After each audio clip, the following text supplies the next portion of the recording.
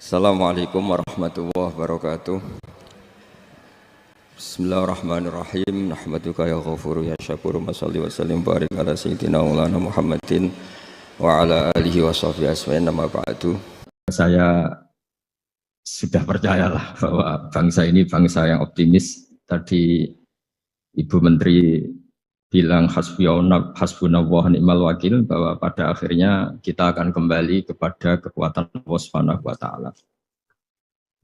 Sebelum kita cerita Isra Mi'raj dan inspirasi dari Isra Mi'raj, saya akan memberi analogi ya. Analogi ini akan menolong secara ilmu tauhid, ilmu mengesahkan Allah Subhanahu wa taala.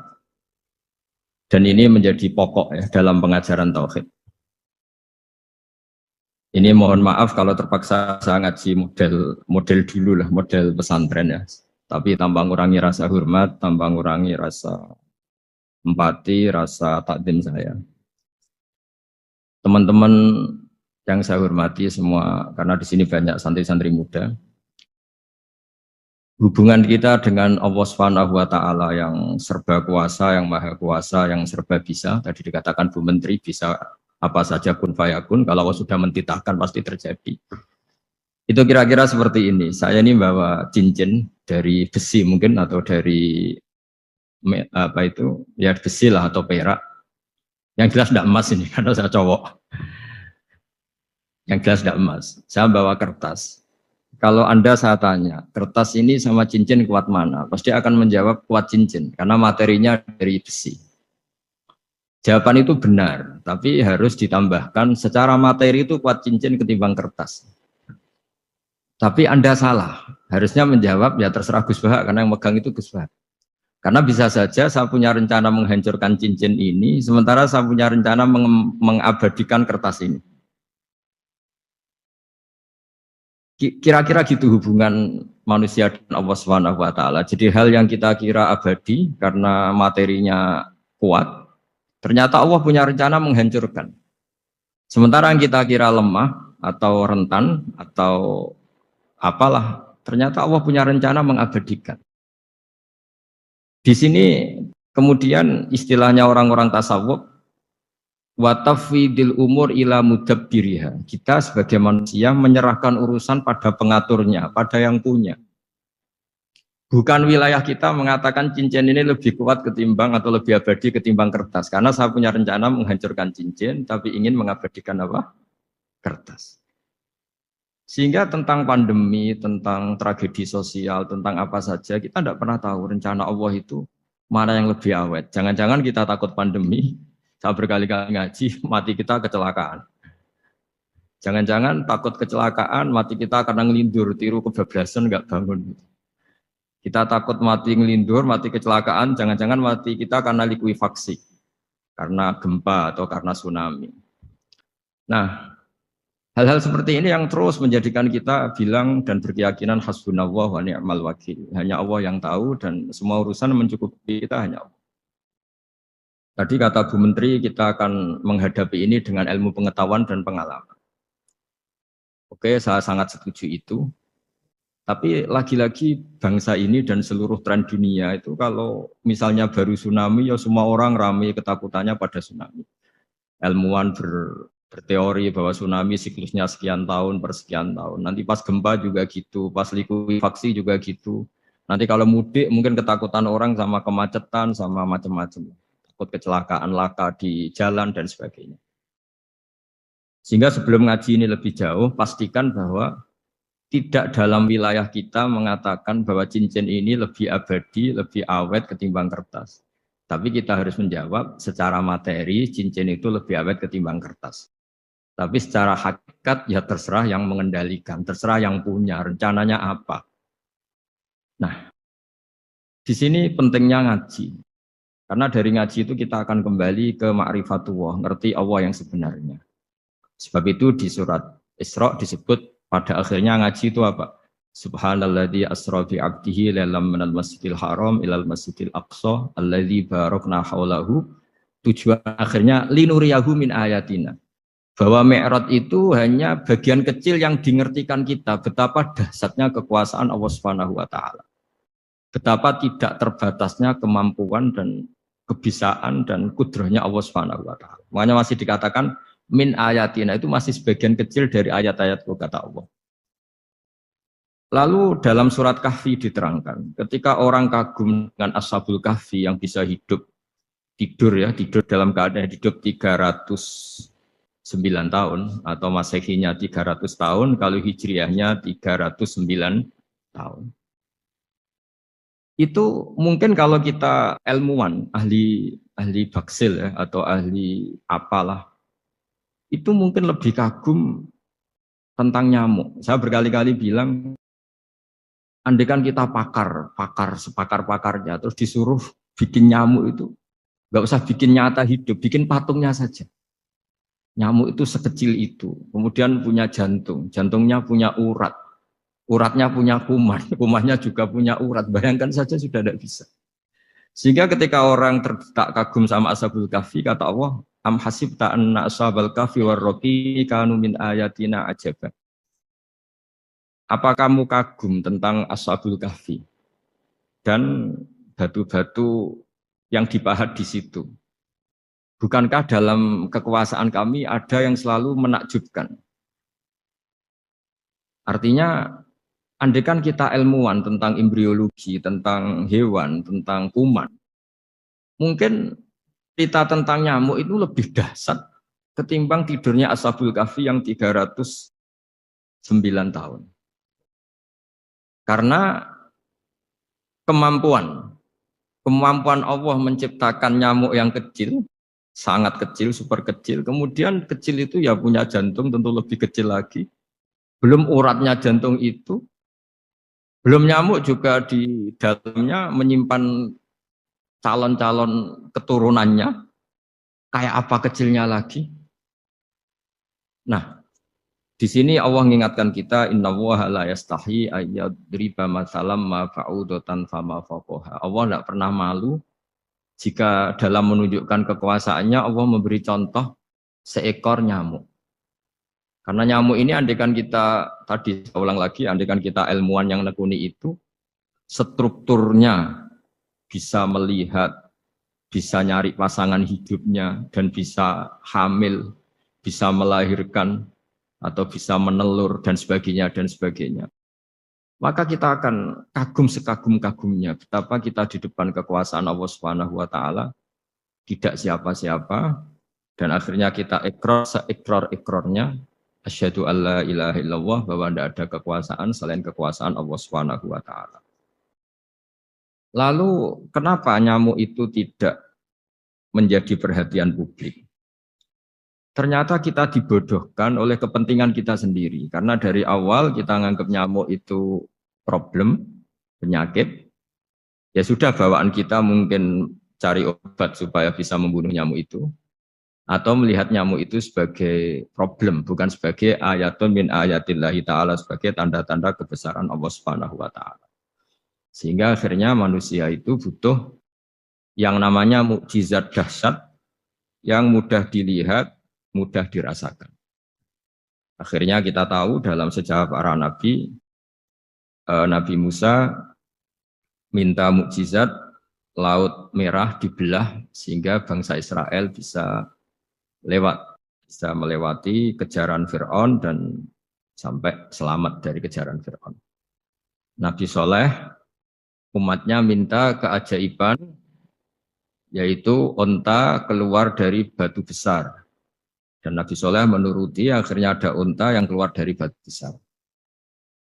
Begitu juga nabi-nabi sebelum itu atau setelah itu, selalu ada mukjizat yang memang manusia tidak mampu.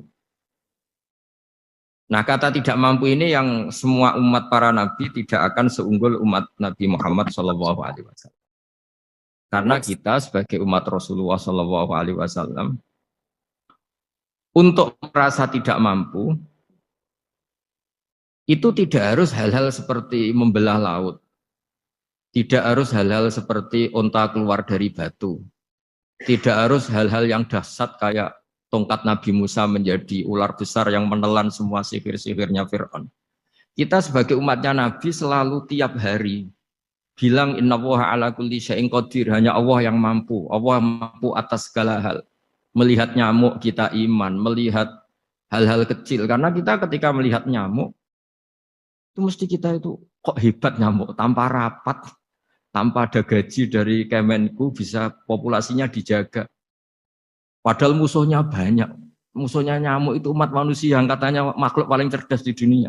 Tapi tidak juga bisa menghabisi nyamuk. Mungkin mereka juga rapat terus untuk menjaga ketahanan populasinya.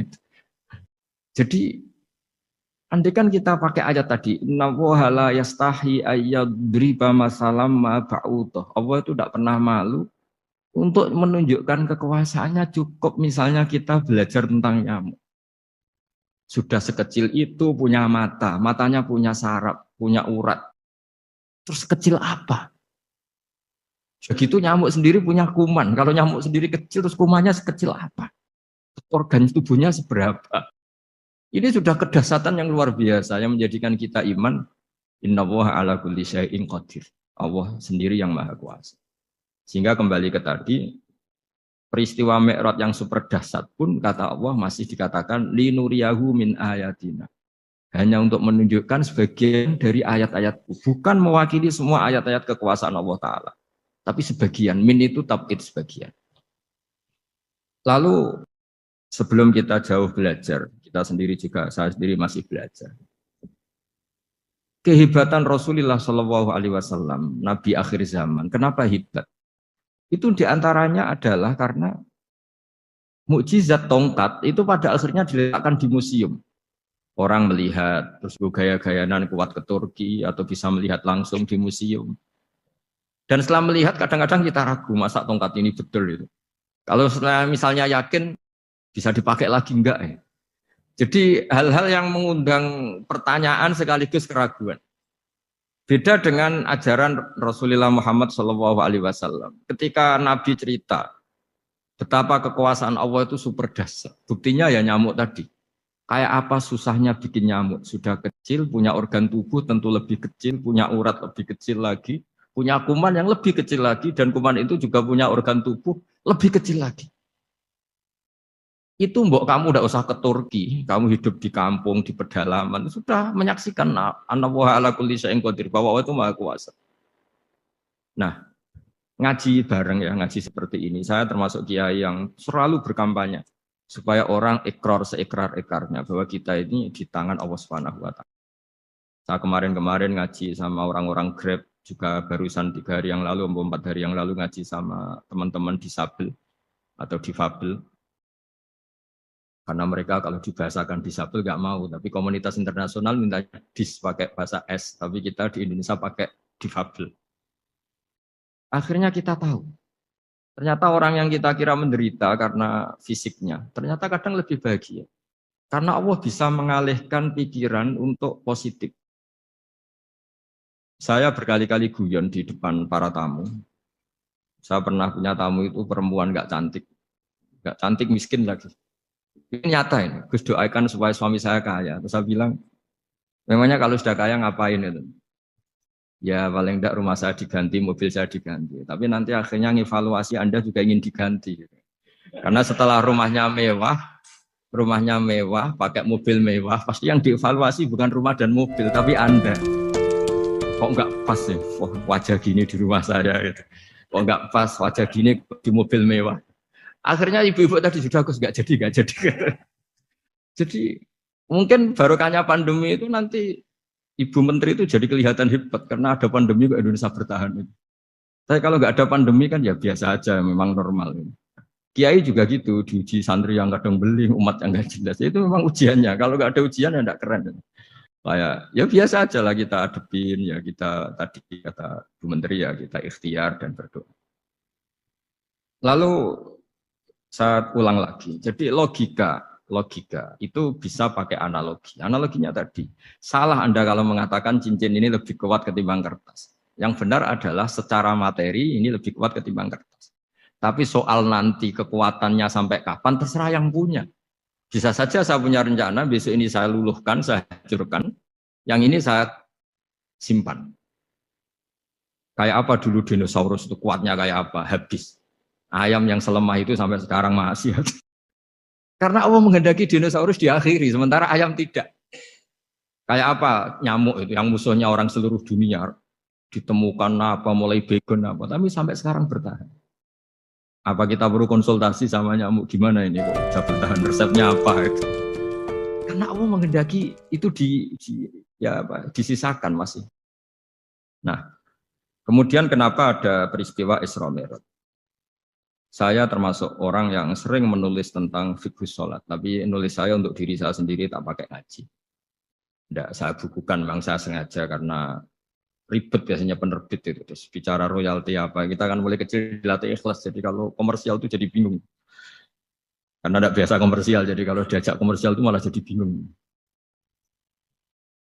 Nabi ketika Mi'raj, ini yang jarang dikaji. Sebetulnya kalimat-kalimat dalam sholat, pertama Rasulullah Muhammad SAW ketemu Allah, itu Nabi maju.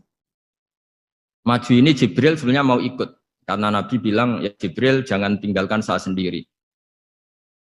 Terus kata malaikat Jibril, sudah makam saya sampai sini, kelas saya sampai sini aja. Enggak, kamu harus nemani saya.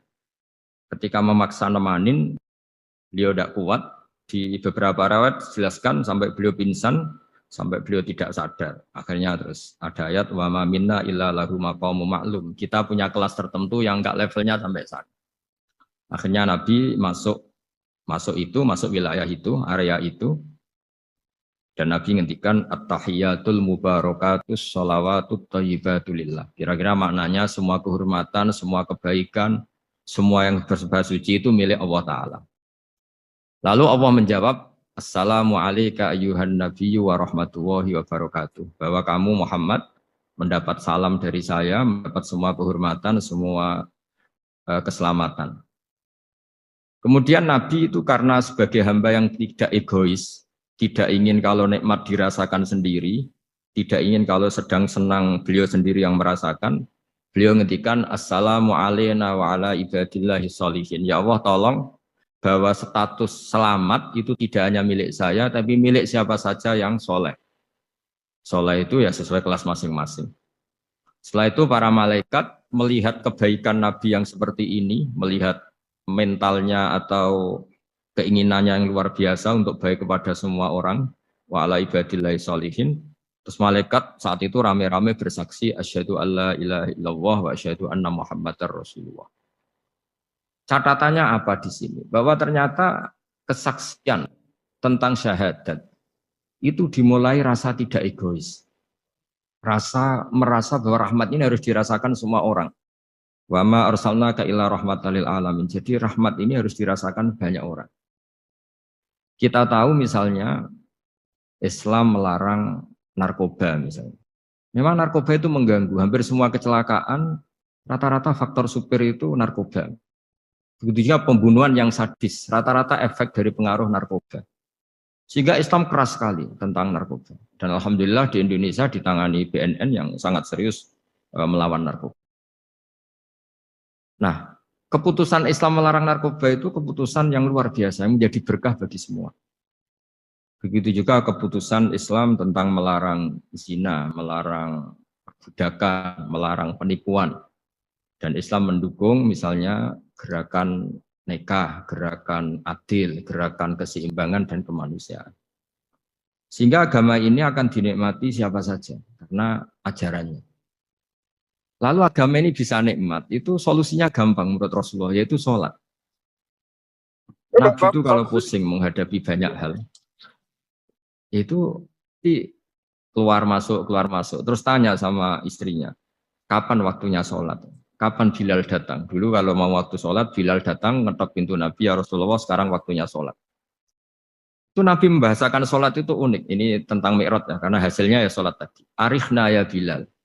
Arifna itu tolonglah bikin nyaman saya dengan sholat. Sebelum kita belajar sholat secara serius, gampang. Kalau kita misalnya menteri, atau kita ajudan, atau kita apa, kayak apa asiknya kita kalau ngomong-ngomong sama presiden, bercengkrama dengan presiden atau dengan menteri atau dengan kiai, dengan atasan. Sholat itu media di mana kita asik dengan Allah Ta'ala. Kalau kita bisa asik dengan atasan yang manusia, apalagi ini asik dengan Allah Subhanahu wa ta'ala. Sehingga kita harus malu kalau sholat tidak asik. Kita ketemu orang yang kita hormati saja asik, masa ini ketemu Allah Ta'ala tidak asik. Sehingga dulu, bawaannya orang dulu itu kalau sholat, untuk tidak cepat itu harus diperintah. Dulu para nabi, para sahabat kalau sholat itu lama-lama. Sehingga sampai nabi yang turun tangan, wahai para sahabatku, kalau kamu jadi imam jangan lama-lama. Karena dulu semua orang itu penikmat sholat. Sehingga untuk tidak lama itu nunggu diperintah. Kalau kamu jadi imam jangan lama-lama, kasihan makmumnya. Itu. Nah sekarang alhamdulillah tanpa dilarang sudah cepat semua. Ini sudah ada kemajuan, ini sudah maju sekali ini. Nggak usah dilarang sudah cepat. Dulu itu saking asiknya orang sholat. Untuk supaya agak cepat itu harus ada perintah dari Nabi. Kalau kamu jadi imam jangan lama-lama. Nah kita kalau sedang pas baiklah, pas waras lah kira-kira gitu. Kalau bahasa orang Pantura, saya ini orang Pantura. Jadi kalau ngomong lebih keras, lebih vulgar. Normalnya orang sholat itu tidak bisa ngakhiri. Normalnya, saya ulang lagi, normalnya orang sholat itu tidak bisa ngakhiri karena ketemu zat yang kita cintai. Kita kalau ketemu orang yang kita hormati, yang kita cintai itu nggak bisa ngakhiri. Misalnya mungkin anak muda, contohnya ketemu pacar nggak bisa ngakhiri. Kita kangen sama temen, jagung nggak bisa ngakhiri karena asik. Nah ini ketemu Allah yang dipuja-puja, dipuji-puji, kemudian cepat ingin ngakhiri. Jadi ini kita agak aneh. Makanya orang sholat itu tidak bisa ngakhiri. Dan itu normal. Sehingga dulu ketika Sayyidina Umar itu ditikam sama satu benda yang kayak pancing ini. Panah itu kan kayak pancing ya. Jadi kalau masuk cepat tapi nariknya susah. Karena ada grendelnya. Itu tiap ditarik sakit, tiap ditarik sakit. Dan beliau bilang, nanti setelah saya sholat tarik. Beliau sholat, nyaman, ditarik itu enggak gerak sama sekali. Karena dia sudah istighraq billah. Sudah nyaman dengan Allah sehingga ditarik itu enggak keras. Dulu di daerah sini masih keluarga kita lah, masih keluarga kita semua. Ada seorang wali jadi imam masjid. Itu di PHK sama takmirnya. Karena ketika sujud dia asik terus lama sekali. Sampai 30 menit. Sampai santrinya bilang, mbah, sampun, mbah, sampun. Setelah itu rapat dihentikan. Kita kenapa mbah sujud begitu? Saya tidak bisa mengakhiri orang nikmati sujud kemudian ingin berhenti. Sayyid Ali Zainal Abidin yang populer, cucunya Rasulullah SAW, anaknya Sayyid Husain, putranya Sayyid Husain. Itu bapak saya kalau cerita, beliau itu sebetulnya sholat itu hanya ingin 2 rakaat. Setelah sholat 2 rakaat, ya Allah sebagai hadiah, nikmat saya sholat 2 rakaat, karena asik dengan engkau, saya akan syukur lagi, sholat 2 rakaat. Akhirnya ketika nikmati sholat, dia sholat lagi 2 rakaat, sampai akhirnya 1000 rakaat. Itu tanpa rasa capek, karena merasa keasikan. Masa momen seasik ini kemudian saya tinggalkan ya Allah. Akhirnya sholat lagi. Sehingga ada seorang wali ditanya, kamu ingin masuk surga? Tanya, di surga ada sholat enggak? Enggak ada katanya. Wah kalau enggak ada sholat, enggak masuk surga. Terus dibilang, ya sholat aja. Terus dia mau masuk surga. Kalau kita akan kebalikan, kita ini masuk surga itu sebetulnya kita ngawur sekali. Ngawurnya adalah, masuk surga, enggak ada sholat lagi, enggak ada puasa lagi. Jadi ini kan kita ini jadi makhluk yang aneh. Jadi kita ini masuk surga senang karena sudah ada kewajiban apa? Sholat. Jadi ini agak aneh. Sesuatu yang menjadikan kita masuk surga, tapi sesuatu yang kita benci setelah masuk surga. Asiklah di surga karena ada sholat. Nah, apapun kondisi kita harus latihan. Harus latihan kita entah seberapa kadarnya ingin niru Rasulullah SAW. Ketika ngendikan wa qurratu aini fi sholat, nyamanku, hatiku, tentram kalau saya pas sholat. Sehingga tadi sudah saya katakan tadi, dulu itu untuk menghentikan sholat itu susah. Sampai Rasulullah sendiri yang merintahkan, hei para imam kalau sholat jangan lama-lama. Kalau sekarang, andai kan Nabi hidup di zaman sekarang, pasti tidak ada pengumuman itu. Karena semuanya sudah pat, malah super kilat itu. Ada yang terawih 20 rakaat hanya berapa? 8 menit dulu. Itu kan 7 menit itu. Nah kalau sampean tanya saya, kenapa sholat begitu asik? Yaitu tadi kita diajari analogi. Analogi itu ya kias. Jika kita bisa asik ngomong sama orang yang kita cintai, bisa orang tua, bisa anak, bisa cucu, itu rasanya mengakhiri itu nggak bisa. Karena bawaannya asik. Apalagi ini kita munajat, bercengkrama dengan zat yang kita butuhkan sebelum kita ada, sampai setelah kita ada, sampai setelah kita tidak ada. Kita semua akan hasbunallah wa ni'mal. Sehingga dulu bawaannya orang dulu itu Saya cerita sedikit. Ada orang mau meninggal, namanya Umar bin Abdul Aziz. Itu Khomisul Khulafa, orang yang terkenal adil. Ketika mau meninggal, senangnya bukan main. Ditanya, kenapa engkau senang? Memangnya kalau saya mati mau kemana? Ketika saya hidup dengan segala nikmat itu ya karena Allah Ta'ala. Saya nanti mati ke zat yang sama. Dikelola oleh zat yang sama, yaitu Ar-Rahman Rahim. Dulu saya disayangi Allah, paling selamati juga disayangi Allah. Karena yang jadi Tuhan selamati, Tuhan yang sama ketika di dunia, yaitu Rahman Rahim. Cerita legenda yang lebih dasar dari itu, masyhur itu Jalaluddin Ar-Rumi. Ketika dia mau meninggal, semua muridnya nangis, beliau marah. Kenapa kamu menangis? Ya karena guru mau meninggal.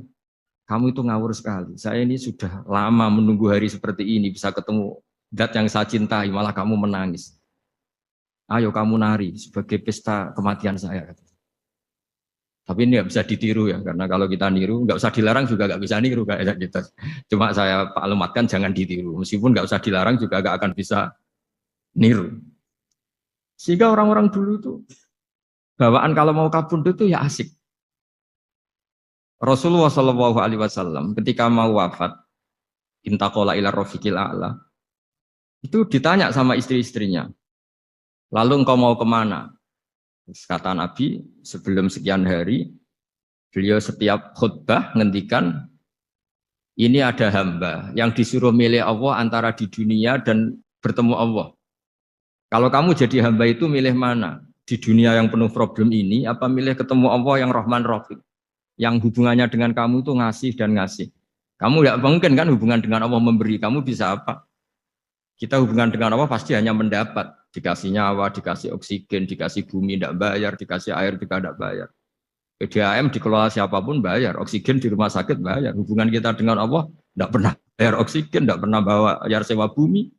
Punya kolam renang laut seluas itu ya tidak pernah bayar. Udah gitu kolam renangnya menghasilkan ikan. Kalau kita kan semuanya utang jasa sama Allah, dan reputasi Allah itu dengan kita hanya memberi, tidak pernah meminta.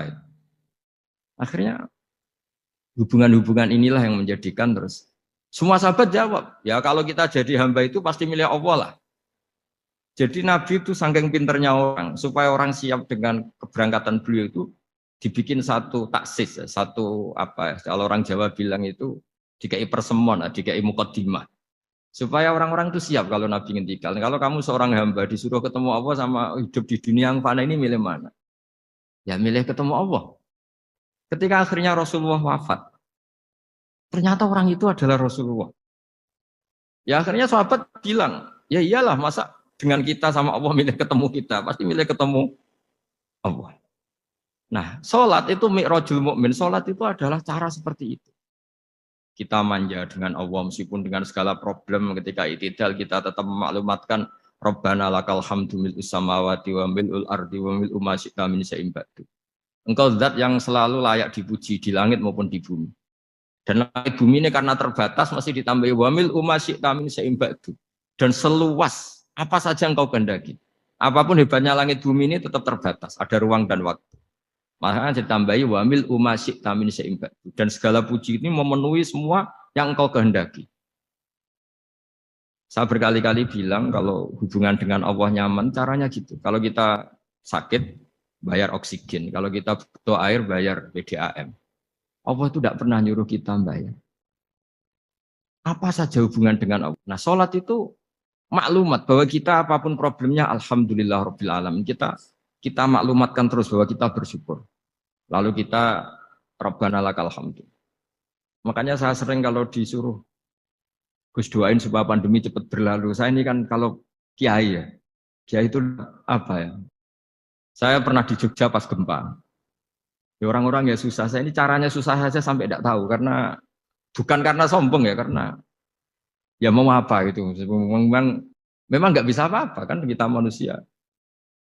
Jadi saya mohon sholat ini jadi media yang luar biasa. Jadi di antara makalah Imam Syafi'i paling terkenal itu fasihan idama kana fi dzikri rabbih wa fi ma siwahu kana fin nasi ajama. Orang baik itu orang yang fasih. Fasih itu lantang dan cerdas dan vulgar dan nyaman ketika ngomong tentang Allah. Sholat itu semua hubungan kita ngomong dengan Allah. Misalnya kabira walhamdulillah katsira. Hanya engkau yang maha besar ya Allah. Orang yang katanya terkuat di dunia karena presiden superpower misalnya. Nyatanya waya mati ya mati. Kalau nggak makan lemes. Jadi orang kita sadar. Yang katanya orang terkuat, paling hebat, kalau nggak makan lemes. Artinya ternyata hanya sekuat itu. Dia bisa instruksi seluruh dunia misalnya untuk apa. Ya. Tapi coba apa dia kuat nggak makan 2 hari. Makanya hikmah puasa itu orang tahu. Ternyata makhluk yang paling mulia itu manusia.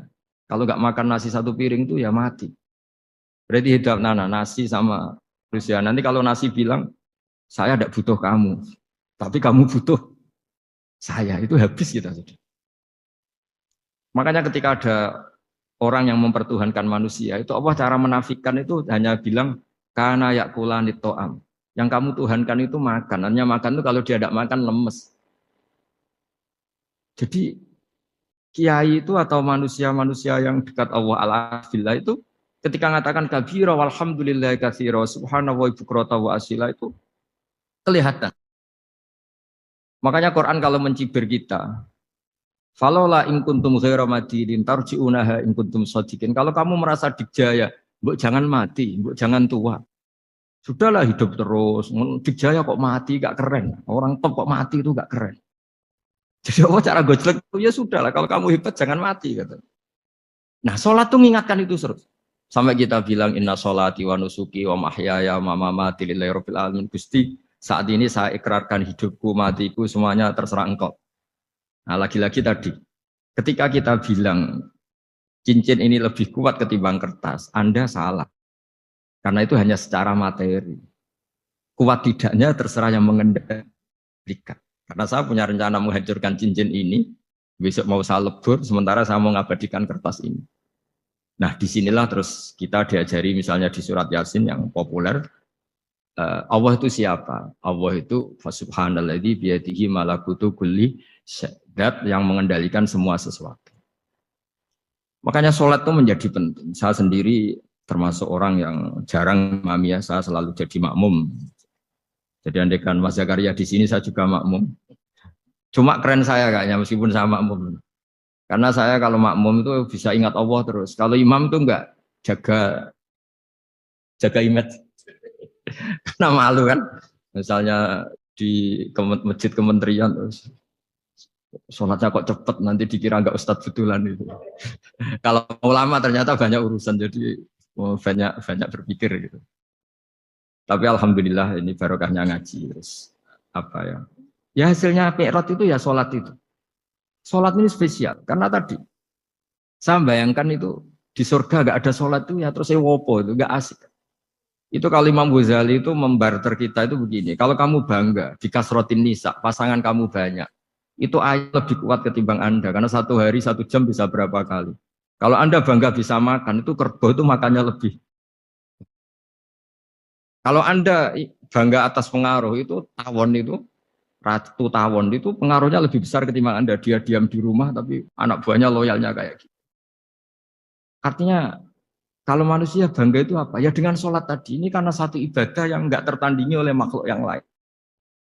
Apalagi dalam sholat itu ada semua gerakan yang mewakili semua ibadahnya malaikat. Malaikat itu ada yang ibadahnya berdiri terus. Ada yang rukuk terus. Ada yang sujud terus. Dan sholat itu mewakili semua itu. Juga mewakili sosial karena setelah sholat kita bilang assalamualaikum warahmatullahi bahwa keselamatan ada di kanan dan kiri.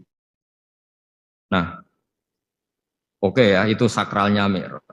Tapi di balik Mi'raj itu ada hal-hal yang manusiawi. Dan ini yang terjadi di dunia. Ketika Rasulullah melangkai makamnya Nabi Musa, makam itu status ranking lah kalau dalam bahasa Indonesia itu. Kalau bahasa Indonesia itu ribet, makam itu kuburan. Makanya orang Indonesia sering tanya saya, Gus, makamnya Nabi Ibrahim kok batu? Makam yang dekat Ka'bah itu bukan makam dengan makna kuburan, itu tempat yang dipakai Nabi Ibrahim membangun apa? Ka'bah. Cara Jawa pancatan itu. Nabi Musa itu gak terima, komplain sama Allah. Ya Allah ini lebih junior ketimbang saya, kenapa makamnya melangkai saya? Ini tidak fair. Jadi di mana-mana manusia itu kalau disaling junior itu ya tidak terima. Ya ada manusianya. Terus ditanya sama malaikat Jibril, kenapa kamu gak terima? Ini orang Israel, kadung ngira saya ini nabi paling top. Ini kalau sampai konangan saya kalah sama Muhammad tuh malu saya kata. Jadi artinya ya ada sisi manusia. Itu ada kitabnya. Terus Ya tapi memang Nabi Muhammad lebih top ketimbang kamu. Memang dia Nabi pilihan, Sayyidul Awalin wal Akhirin. Oke, kalau saya kalah dengan dia gak apa-apa. Tapi umatnya jangan. Maksudnya umatnya bangsa Israel harus lebih top ketimbang kita. Makanya orang Israel sampai sekarang begitu itu ya memang ada sanatnya, nggak mau kalah. Karena usulnya Nabi Musa memang nggak boleh kalah. Terus terus kata Allah ya tidak bisa. Memang yang paling top tetap umatnya Muhammad bukan umat kamu. Tetap kamu kalah. Sehingga setelah kalah dan menang itu kita terus tidak tahu. Misalnya begini ya, penemu komputer atau penemu mobil sama yang beli mobil itu hebat mana? Kalau bicara keilmuan ya hebat penemunya. Tapi kalau bicara kapitalistik, udah bikinkan mobil yang mewah gini-gini. Nanti tanggal ini jadi ya. Hebat mana yang nyuruh sama yang disuruh? Kalau logikanya pakai gitu. Hebat mana yang nyuruh sama yang disuruh? Artinya kamu milih jadi mana? Penemu mobil, hebat kan? Tapi terus sama orang kaya diminta, bikinkan ini, speknya seperti ini, selesai di sini. Hebat mana? Nyuruh sama disuruh? Menyuruh. Tapi yang nyuruh tidak bisa bikin mobil, yang disuruh bisa. Pinter mana? Pinter yang disuruh. Tapi pertanyaannya, wong bisa nyuruh ngapain bikin sendiri? Pinter mana? Ini mohon maaf karena di sini banyak orang nggak jelas-jelas juga. Artinya terus subjektivitas manusia ini tetap ada gitu. Kalau bisa beli ngapain bikin gitu. Tapi kalau bisa bikin ngapain beli. Nah mungkin perdebatan di kementerian atau di yayasan atau di kampung-kampung atau di apa mesti begitu. Dan itu di Mi'raj juga digambarkan. Digambarkan bahwa antar nabi ini ya ada kompetisi. Wa fi dzalika falyatanafasil mutanafisun. Tapi bedanya nabi dengan kita itu satu. Nabi itu kalau keliru dengan tanda petik, nabi itu kalau keliru itu jadi berkah. Itu bedanya kita. Kalau kita keliru kan keliru betul. Kalau nabi itu tidak kelirunya itu jadi berkah. Ini saya punya dua contoh kalau boleh dibahasakan ya kekeliruan nabi atau dengan tanda kutip kekeliruan nabi. Tapi saya ulang lagi dengan tanda kutip. Nabi Musa itu ketika Nabi Muhammad ditanya, kenapa kamu dipanggil jauh-jauh? Disuruh sholat 50 rakaat. Nabi Ibrahim nggak komplain, karena beliau Nabi yang baik. Semua Nabi nggak komplain, kecuali Nabi Musa. Kata Nabi Musa, jangan Muhammad, kebanyakan itu. Bilang ke Allah supaya di diskon. Ya. Nabi kembali sama Allah, ya sudah tak kurangi 5. Turun lagi, masih berapa? 45. Masih kurang. Itu sampai 9 kali, akhirnya terkurangi berapa? 45 rakaat. Itu Nabi Musa masih bilang, udah minta lagi keringanan. Itu kalau diruti nggak jadi sholat kan? Kalau satu lagi kan masih terus hilang itu kewajiban sholat. Nah, Nabi Musa sebetulnya itu bukan karena kasihan kita, bukan dia nggak empati dengan kita. Beliau nggak empati sama kita, tapi gara-gara Muhammad, umatku yang lebih kuat, lebih ganteng aja nggak mampu melakukan sholat 50 rakaat, apalagi umatmu. Dia memang orang Israel kan ganteng-ganteng, kuat-kuat, jadi dia pede. Umatku yang lebih keren, lebih ganteng saja gak kuat, apalagi umatmu. Jadi sebetulnya dia minta keringanan itu karena corong Jawa ngeprekno kita, menyepelekan kita bahwa makanya saya ingin memberitahu Nabi Musa kalau ada umatnya Rasulullah yang namanya Sayyid Ali Zainal Abidin yang satu hari sholat 1000 rakaat. Jadi nanti kalau ketemu Nabi Musa, ini 50 aja, ini kuatnya malah 1000. Nah akhirnya, tapi barokahnya Nabi Musa yang sentimen ini, sholat gak jadi 50, tapi 5. Itu bedanya Nabi sama kita. Ada contoh yang lebih ekstrim, kelirunya Nabi itu Nabi Yunus. Nabi Yunus, tapi keliru yang barokah, saya ulang lagi. Nabi Yunus itu memaklumatkan ke masyarakatnya, nanti itu kalau kamu tidak nurut sama saya ada azab. Anggap saja azab itu hari Kamis. Besok hari apa ya? Besok hari Kamis ya? Besok hari apa? Lupa hari ya. Rebu apa Kamis?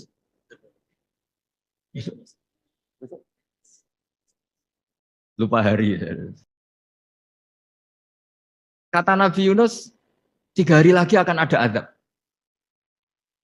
Tapi kurang 2 hari, kurang sehari umatnya masih dalam kemungkaran, dalam kemaksiatan, masih hura-hura.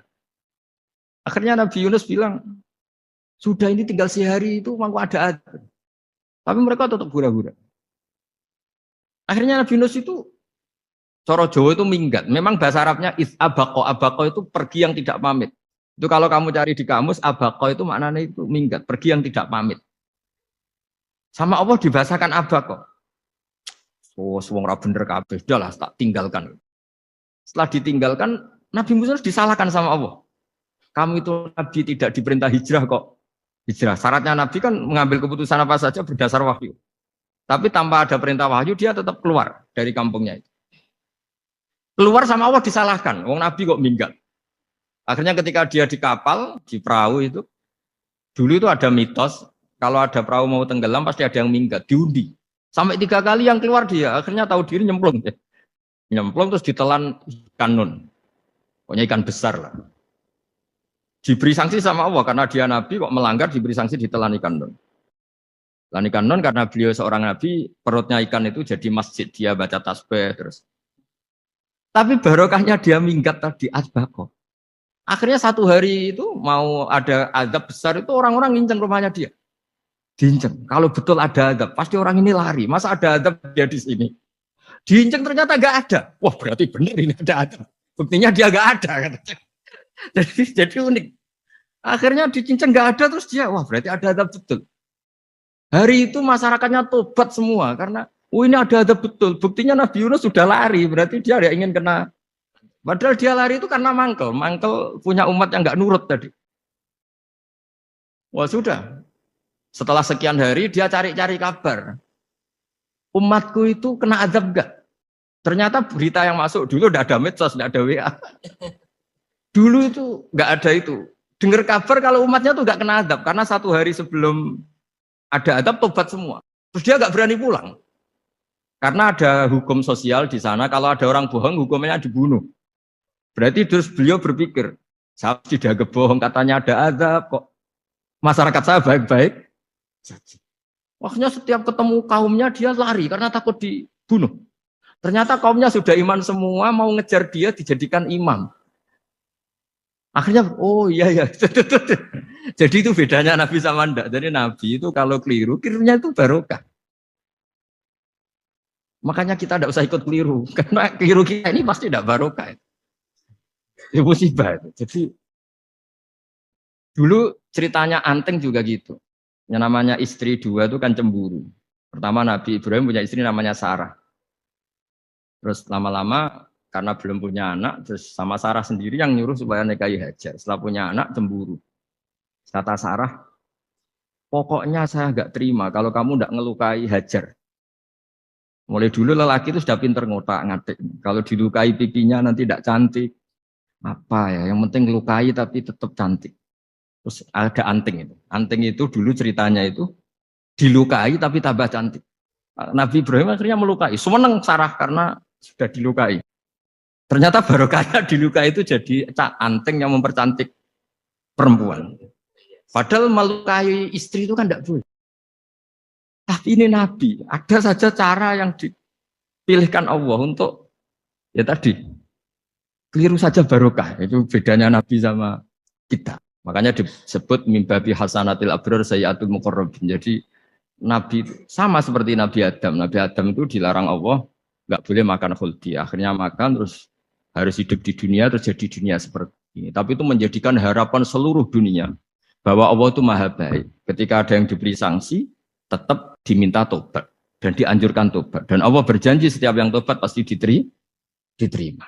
Sehingga terus kita sampai sekarang nggak pernah putus asa karena sudah diberi contoh bahwa bapak kita yang pernah salah dijanjikan tobat dan Allah pasti menerima tobat. Jadi ini bedanya kita dengan Nabi. Jadi semoga lewat pengajian ini atau ngaji bareng ini kita tahu kalau kita ahli astronomi atau ahli meteorik mungkin takut kita kejatuhan meteor. Kalau ahli gempa mungkin takut lempengan kita gini terus gempa. Kalau ahli tsunami takutnya tsunami. Kalau ahli sosial takut chaos. Mungkin yang ahli perbankan takut ras. Jadi kalau nuruti takut ya takut lah. Tapi cobalah kita iman lagi. Tadi kata Bu Menteri sudahlah punya hasbunallah wa ni'mal wakil. Tak terangno kowe nek ora paham kok nek mlebu swarga dadi paham. Dadi iki pilihane ku loro. Dadi nek kowe saiki ra paham kok ning swarga paham. Nek saiki paham kesuk ben neraka dadi ra paham. Dadi Mun ra usah direncana mlebu napa? Neraka wae mlebu dhewe ra usah direncanakno mun. Dados ngeten nggih, dados ahli swarga ya kurang penggawean, pancen salat wis ra wajib, wis ra ono pilpres, gak ono apa dadi kurang penggawean. Ahli swarga niku saking kurang penggaweane iku jagungan. Jadi misalnya kula Mustofa Ruhin jagungan, piye enak ning swarga? Ya enak. Zaman ning donya piye? Terus cerita, saya itu punya teman ateis. Saya punya teman komunis yang ketika pertemanan dengan kita sering menghina kita karena kita ini percaya adanya hari kebangkitan. Teman saya itu sering melecehkan idza mitna wa kunna turaba wa idzaman aina lamadinun. Masa kita sudah jadi debu, jadi tulang belulang, kemudian kita akan dibalas amal-amal kita.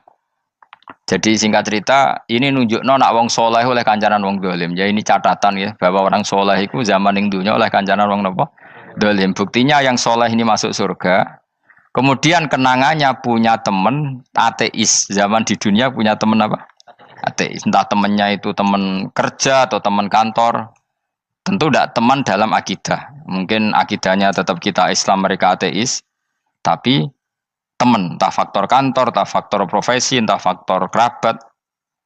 Tapi yang jelas si orang penduduk surga ini punya kenangan, kami dulu punya teman ateis. Ini kanali korin. Yang teman saya yang anti Tuhan itu mengatakan, melecehkan saya, aidza mitna wa kunna turaba wa idzaman ainna lamadinun. Masa kita sudah jadi debu, jadi balung, tulang belulang, kemudian kita dihisab. Atau kita nanti ada hari balasan. Nah terus ketika jagungan ini tadi saya bilang ahli swarga kurang penggawean. Lah piye delok piye jare kanca-kancane, moh aku ora melok di kanca. Jadi fayaquluna lah. Jadi ketika Ruhin muni ape delok jare Mustofa, jare Kifat, moh aku gak kancaku, delok dhewe jare. Lah si Ruhin kan wong kurang penggawean, mulai ning donya sampe ning swarga. Terus delok. Terus fattala'a fara'ahu fi sawail jahim. Bareng dekne delok roh kancane kejet-kejet ning neraka. Seneng dekne. Jadi wong nak hasud tu nanti ning swarga aja hasud. Seneng terus muni ngene, tawahi ing kita laturdin. Dulu kamu hampir saja menyesatkan saya. Artinya zaman dia ateis sempat ngerayu supaya Ruhin dadi napa? Ateis. Kowe Islam ya tetep kere, melok ateis ae. Wis kere, zina rawani, maling rawani gak enak. Soalnya sering dirayu-rayu gitu. Makanya bilang apa? Tawahi ing kita laturdin, kamu zaman di dunia hampir saja menyesatkan saya. Walau la ni'matu rabbi lakuntu minal muhdharin. Kalau saja saya tidak diberi nikmat Allah, aku kelakuanku ya koyo kowe, akhirnya masuk neraka koyo kowe. Nah, terus ada soal taladzudin. Dia tanya tapi saking senenge.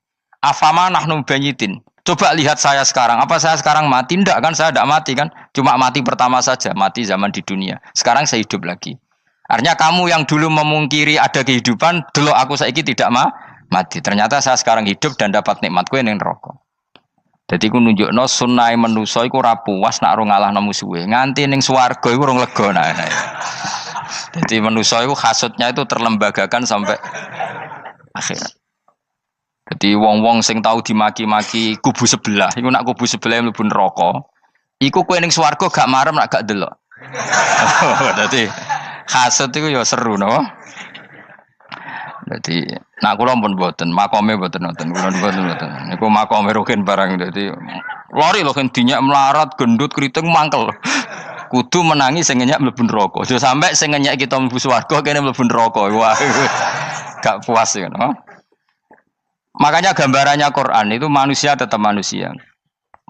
Ketika orang kafir dengan segala kenikmatannya, misalnya mungkin Amerika, mungkin negara-negara yang sekarang kumo luhur dengan teori kapitalisnya, mungkin ngenyak Ethiopia, ngenyak Syria, ngenyak. Tapi apapun salahnya Syria, Ethiopia tetap iman, tetap suasana masuk surga. Meskipun ngurmat negara tidak pedes. Tapi yang ngurmat negara benar, tapi ngurmat iman tidak benar, bisa saja nanti masuk neraka. Itu makanya kita problem di dunia kan gitu. Makanya saya mohon, nah, umat Islam itu tidak perlu menjawab kritikan itu. Dari awal kita nanti enaknya itu di surga. Kali di dunia kita pasti salah. Ngelola negara raiso. Banyak negara Islam sing carut, napa? Marut. Ngurus bojo raiso. Banyak santri sing pegatan. Ngurus anak yo raiso. Anak yo debu wuling kok bapak. Kita ini kan ngurus yayasan yo raiso. Kan semua yang berbau Islam mesti carut, marut. Karena ya apa ya, dari awal kita ini memang nggak serius ngurus dunia. Kok serius piye nyimpen dhuwit wedi dosa ana hisab. Ape riba rentenir wedi dosa. Wape ngatur donya nemen-nemen wedi dosa. Allahu al-mudabbir sing ngatur kok melo ngatur barang. Wah, akhirnya karena wedi dosa terus goblok. Sebagian goblok klasik, sebagian keterusan. Nggak sing repot sing keterusan sampai asli lah iku terus kombinasi napa. Jadi wong Islam itu ora kober serius mengurus dunia. Kadang punya pemimpin fasik lah ben kono pek-pekan dunia. Jadi ribet wong Islam. Akhirnya kita ini dihina wa idza marru bihim yatakhamazun wa idza qalabu ila ahlihim qalabu fakihin wa idza ra'ahum qalu innaha ula inapa ladallun. Orang-orang kafir itu kalau melewati orang Islam pasti ngenyek. Urip nyatane ngono, ngelola negara enggak bisa, ngelola keluarga enggak bisa. Nah, nanti kalau kita di surga itu kata Allah fal yaumal ladzina amanu minal kufari yadhakun. Nanti di surga orang-orang iman gantian menertawakan orang-orang kafir. Jadi itu menunjukkan bahwa kita tidak pernah puas sebelum dendam menertawakan. Jadi wis ning swarga iku cita-citane mukmin tetep fal yaumal ladzina amanu minal kufari yadhakun. Jadi kowe sok ben ning swarga iku ya Allah kasih saya fasilitas bisa melihat penduduk neraka. Terus dene ning teras-teras swarga dipertontonkan orang kafir alal araiki yang turun. Hal suwibal kufaru makanu ya falun. Delok saiki kowe mbek aku mulya ndi. Jadi dendam itu penting. Tapi sebenarnya ning swarga ning donya wis kalah wis nurut ae no. Dadi menteri yo nurut wis pokoke nurut ae wis barang donya pek-pekan ngono. Cuman arah bener ya dielingno iku ya bahaya nek ora bener. Tapi ora usah kerusuhan, biasa wae. Gremeng ae gremeng soalnya ben gak dadi udun no. Katanya memang gitu, orang emosi nak diempet tuh dadi udun, dadi wis satok gremeng. Tapi yang jelas Allah punya sunnah bahwa manusia itu tidak bisa puas sebelum melihat musuhnya kalah. Sehingga ahlul jannah yang notabene sudah penuh kenikmatan itu tetap dia enggak lego.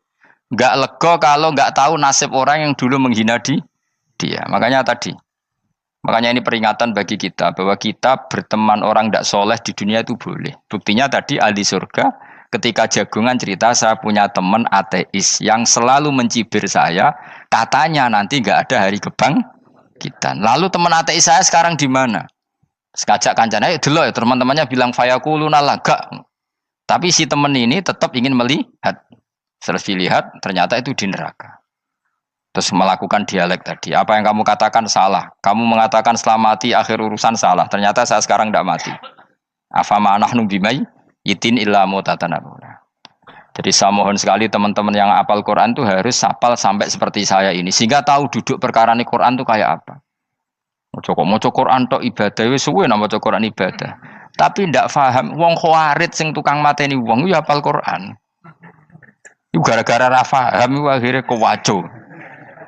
Nah, kandhani ku angel. Sing kandhani kudu aku. Nah, sing kandhani Mustafa padu merapal kan. Sing kandhani kudu aku. Mbok yo wong ku mikir to. Apa gunane misalnya ki apal Pancasila. Tapi ra iso nglakoni napa? Pancasila. Ngapal tok keadilan sosial bagi seluruh pejabat. Antok ngomong ngono jelas timbang muni bagi seluruh rakyat Indonesia aja boleh. Quran juga gitu. Kita ini manusia punya watak dendam. Tapi dendam ini dikelola oleh Islam. Dendamnya mending swarga ae. Ning donya ben, ning donya mung sedilu. Tenan betul. Orang-orang mukmin itu sampai belum lega kalau belum ketemu orang yang pernah mencibir. Yaitu tadi qala qailu minhum inni kanali qarin. Saya punya teman yang ketika di dunia selalu mencibir saya, inna kalaminal musaddiqina idza mitta wa kunna turaba wa idzaman aina lamadun. Teman saya itu selalu mencibir, masa kamu percaya hari kebangkitan? Kita nanti kan sudah jadi tanah, jadi tulang belulang, masa bangun lagi? Yang benar saja kamu. Nah, orang-orang yang mencibir ini kan sakit. Orang dicibir itu kan sakitnya itu terbawa sampai surga. Tapi nek mlebu neraka ora kok berdendam melane. Dadi dendam iku anane ning swarga, nek ning neraka ora kok berdendam. Dianjuti malaikat oleh dendam piye. Tapi bareng ning swarga happy-happy iku piye? Kancamu dhisik sapa wae. Ora kanca partai maksudnya kanca gitu. Ya dadi sok nek ning swarga musa-musamu delok. Jebule swargane sak dhuwurmu. Lane jogeman musuh ya aku demen isin besok ben. Dhe musuh jebule swargane. Ndi musuhku sing wane aku betul. Terus jare kancamu teko, aku ning dhuwurmu. Ya jarak aku. Repot ya. Jadi terus kedua, peringatan dari Quran. Allah itu saking kudrohnya itu senengane gawe fitnah. Fitnah itu sesuatu yang enggak masuk akal. Jadi wong kafir utawa wong Islam piyambak iku kon iman sesuatu yang paradok. Iku kon ngimani ning neraka iku ana wit. Lah neraka iku panase ngono, ana wit. Mulane jare wong kafir Muhammad tambah suwe tambah ra waras. Mergo wong neraka iku makan sajaratus zakum. Mulane wong kafir tambah guyu Muhammad tuh gak waras. Jare neraka banget panase, tapi di saat yang sama ngomong wit iso tumbuh. Mestinya neraka itu kan enggak ada pohon. Mulane Allah nanti ngendikan wa ma ja'alna ru'yallati arainaka illa fitnatal linnas wasyajaratal mal'unata fil Qur'an. Jadi satu orang itu diuji disuruh ngimani Isra Mi'raj. Nabi yang tetap posisinya di Mekah diberitakan oleh Quran bahwa Nabi telah menembus langit Sabtu dalam lahdoh satu malam. Wong kafir malah guyu-guyu. Terus kedua ada pohon yang tumbuh di neraka. Mulane dawuh pangeran sebuti wa ma ja'alna ru'yallati arainaka illa fitnatal linnas wasyajaratal mal'unata fil Quran. Jadi diuji. Yes ngono dunya kaya wong Islam sakniki niku. Yang mengklaim negara Islam tata kelolanya carut marut. Yang negara non Islam kadang tata kelolanya rapi. Sehingga seakan-akan kita ini salah. Ngurus dunya wae ra iso, mung ngurus akhirat. Tapi saya berharap sing dicibir iki sok ben mlebu swarga. Dadi iso dendam. Tapi nek mlebu neraka iku ora kober dendam. Mulane kula mboten gadah rencana mlebu neraka mboten gadah. Kula niku nggih pendendam dadi mangkalku ben kesampaian sampeyan nak teng pundi? Swarga. Kita harus ngalami fal yawmal ladzina amanu minal kuffari yadhakun alal araiki yang jangan sampai kita ngalami kita sendiri disiksa. Ya kowe ngilu awakmu dhewe, milih dendam apa milih mlebu neraka? Milih dendam ya. Syaratnya mlebu apa? Swarga. Ya. Jadi pangeran itu memang sering damel sesuatu itu paradok. Tapi memang Allah sengaja. Mulane kula bolak-balik matur, ulama itu banyak, yang jaga akhlak ya banyak, yang jaga ilmu yang banyak. Kadang yang jaga ilmu itu yang akhirnya nyuwun sewu cangkem elek dan itu penting. Saya di mana-mana bilang, sesuatu itu kadang nggak bisa dijelaskan secara baik-baik. Syaratnya kudu cangkem elek. Cuma karena itu nggak mungkin kita nisbatkan pada nabi, ben aku wae sing tanggung jawab. Kalau nak dinisbatkan nabi kan elek, maksud nabi kok gerakan cangkem elek. Ben aku wae. Nak pancen salah, aku sing tanggung jawab. Tapi nyalahno aku neraka, yakin neraka. Siji yo ora level, napa siji ora level. Dhisik sahabat itu akhirnya yo nyuwun sewu cara ora sahabat yo cangkem elek. Mergo mangkel. Ada orang munafik saking ora ngajari ngene. Kenapa saya bikin gerakan cangkem elek? Kok janut lho. Kowe asli elek maksudnya cangkemmu wis elek ora kok. Engko nang darane aku harus gebak ora asli cangkemmu wis elek. Wis ngono perkara dunya ora perkara hak. Nah kan perkara hak, cek keren. Wong munafik ku saking mangkelno ning Kanjeng Nabi, saking kepengin Nabi itu ketok goblok, ketok salah. Iku kadang takok nggawa untane unta. Takok, "Mat, untaku iki sing ngawini untane sapa? Kok anake kok ora kembar?" Terus ana sahabatmu sing cangkem elek koyo Ruhin. Tak pajangi aku. Kowe apa-apa? Dadi oleh muni ku nazautu alaiha, nazautu cara aku sing nyelingkuhi. Terus ki apa? Mergo gak trimo nabine dikei pertanyaan sing gak masuk akal. Paham? Begitu juga ketika mereka nyembah berhala Lata Uzza iku sing cangkem elek ya sahabat. Mergo nabi ra pantes. Cangkem elek bicara, aku gek bengi pas sampe nyembah berhalaku. Jebule pas duyoi luwak. Aku mikir, mosok pangeran duyoi luwak menengah iki apa-apaan? Dikencingi apa? Luwak. Ada lagi orang Bedui, orang munafik tanya, "Muhammad, idda'aita annaka utiyal wahya." Kamu tuh mengklaim kamu dapat wahyu. Sekarang unta saya hilang. Lalu posisi unta saya di mana? kamu idda'aital ghaib, kamu mengklaim tahu barang ghaib. Sekarang unta saya di mana? Sahabat akhirnya kecangkemel, tak colong apa-apa pokoknya. Pergamane, pokoknya butuhnya mangkel lo, bodoh mangkel lo nih. Mergo gak terima nabi ini nggo pertanyaan-pertanyaan yang tidak mendidik, yang menyudutkan. Yang paling parah mau nazautu alaiha. Yo aku sing nyelunggi wae apa-apa. Nah sama misalnya orang kafir bilang orang Swiss lebih bahagia timbang orang orang Ethiopia. Orang Eropa lebih bahagia ketimbang orang Syria. Kamu harus bilang, kata siapa? Coba ukur. Kita yang miskin, kita yang tidak menteri, kita yang tidak siapa-siapa. Andai kan ditimang kebahagiaan kita dengan menteri, tidak mesti kalah. Mereka juga punya atasan yang mengganggu kan. Kue jadi buruh majikan ya tersita oleh atasan. Menteri ya tersita oleh atasan. Kebebasannya ya ada yang tersita. Wayai pengen turu harus ngantor. Wayai kepengen mangan harus rapat. Kamu ya tersita pe mangan rakelar. Ya sesuai tersitanya macam-macam kan. Semua itu kita sama kok. Ada yang sesuatu yang kita tidak gesam, mereka juga sama ada sesuatu yang tidak. Ya. Sebenarnya pola hidup itu kan sama. Dan itu kadang-kadang yang jadi aman, kadang-kadang mau cangkem elek sing iso jawabnya.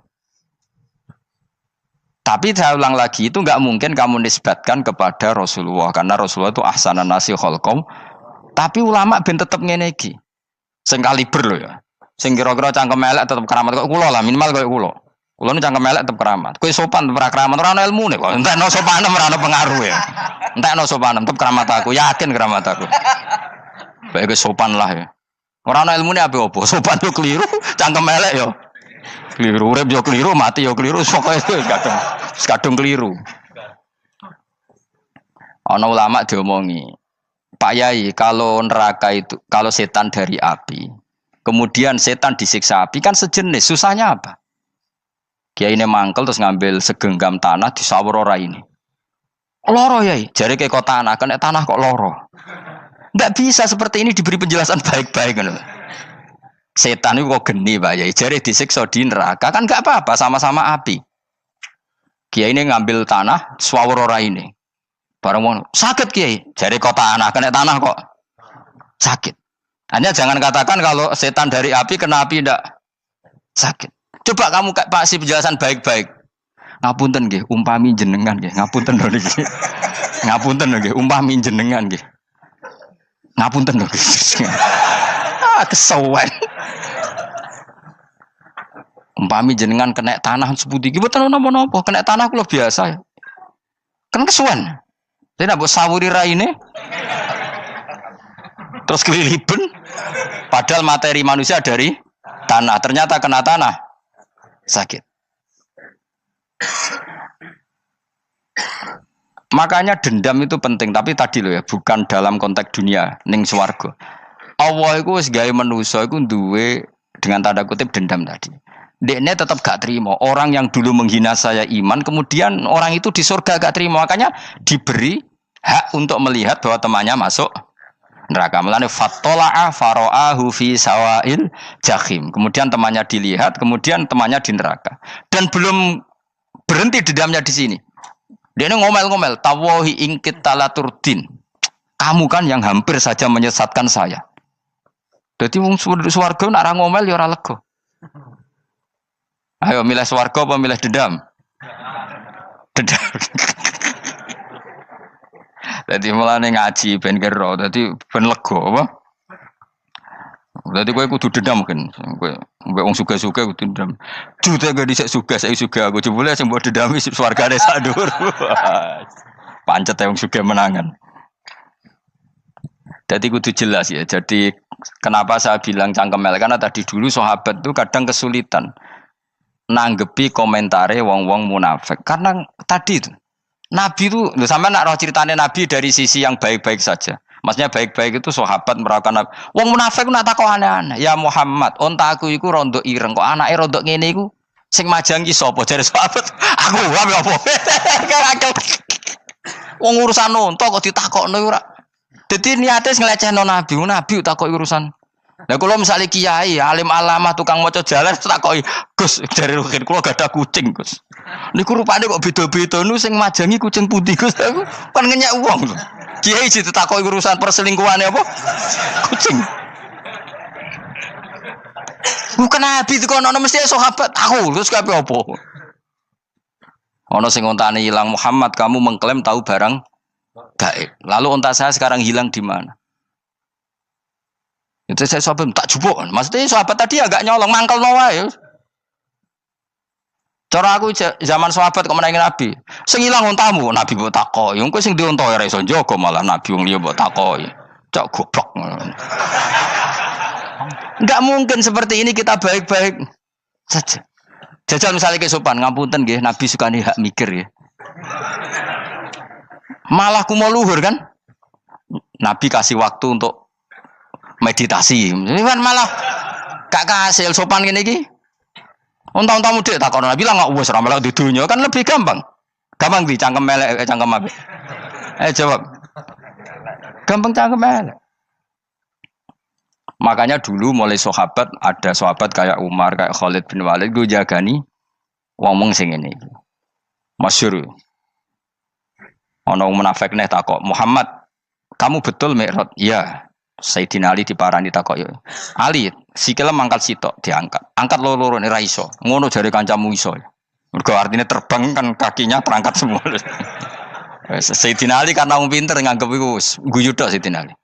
Bareng takok Umar, kan dekne kepengen mengalahkan Nabi dan mengalahkan Ali. Terakhir ning Umar. "Mar, kowe iso ngangkat sikilem sitok." "Ta ini." Pekno pedang mbek Umar. Kewan iki. Ngono ku wis ra iso diadepi api-apian. Kok Umar wis ngerti iki ora kena diterangno mbek akal. Makanya saya punya rencana, umpama aku menangi Nabi, itu sangat melek. Nabi ra usah ben tetap ahsana nasi kholqom. Nabi kita selamatkan supaya tetap steril. Masyhur kan, jadi ada orang Yahudi itu membawa kambing mati kan. Wedhus lu mati. "Ya Muhammad, kambing yang mati ini yang bunuh siapa?" Karena Nabi orang tauhid ya Allah. Yang bunuh kambing mati itu Allah. Agamamu ini aneh Muhammad. Yang dibunuh Allah langsung orisinil haram, yang lewat tangan-tangan jahil manusia halal. Itu sing disebut wa kadzalika ja'alna likulli nabiyyin aduwan syayatinal insi wal jin yuhi ba'dhum la ba'din zukhrufal qauli ghurur. Coba cara aku menangi Nabi. Kan nak cara medis kan jelas ya, kan tentu sehat yang disembelih karena darahnya keluar. Tapi mereka ngomong wong orisinil dibunuh wong langsung kok malah haram yang dibunuh manusia. Ini aneh mata agama. Cara aku menangi zaman Nabi, yo ono pangan dhewe ngono kowe sing gampang dikira-kira. Tapi ora aja Nabi lho sing ngendikan. Kowe wae sing penggemar Nabi. Kancang kemelek pantes selain sebakat ora bakal dadi nabi wis. Ya kowe nak muni halal yo pangan tekno. Kan dekne muni halal kan? Ya wis entekno. Ben do mangan apa badang. Tapi Nabi kan gak mungkin ngendikan seperti. Tapi sahabatnya do ngendikan gitu. Mergo ya mangkel ngadepi. Jadi kadang-kadang orang itu gak bisa dikasih penjelasan secara apa? Baik-baik. Ya tapi tadi saya ulang lagi, kita kudu tetap nyelametno Kanjeng Nabi. Yes, mulane ulama itu do keras masalah bab ngadepi wong fasik ku keras. Masyhur Sidina Ali nanti debat be orang ateis. "Ali, kowe sare terkenal sahabatnya Nabi paling cerdas. Umpama kowe wis mbok rewangi salat, mbok rewangi poso, kemudian sok ben mati ra ono apa-apa. Terus kowe rugi, mbok rewangi salat, mbok rewangi poso, mbok rewangi takwa, ternyata nanti di akhirat enggak ada apa-apa. Dan aku kan enak ning donya, gak tahu salat, gak tahu poso, jadi nanti kalau enggak ada apa-apa kan enggak masalah. Aku di dunia enggak pernah kebebanan aturan-aturan syariat. Masyhur dawuh Sayyidina Ali. "Ingka nama taqulu sidqan atau haqqan takhallasta wa takhallasna. Wa ingka nama aqulu haqqan takhallasna wa ahlakta." Siapa lo dhewe? Jika yang kamu katakan benar, yang lolos tidak hanya kamu, saya pun lolos. Jika nanti di akhirat gak ada hisab, memang yang selamat kowe tok, aku lah yo. Selamat dong, bodoh-bodoh ra ono hisab. Ingka nama taqulu haqqan faqad takhallasta wa takhallasna. Jika yang kamu katakan benar, gak ada hisab, maka kamu selamat, saya pun selamat, rumangsamu. Tapi jika yang saya katakan benar, takhallasna wa ahlakta, saya selamat, kowe rusak.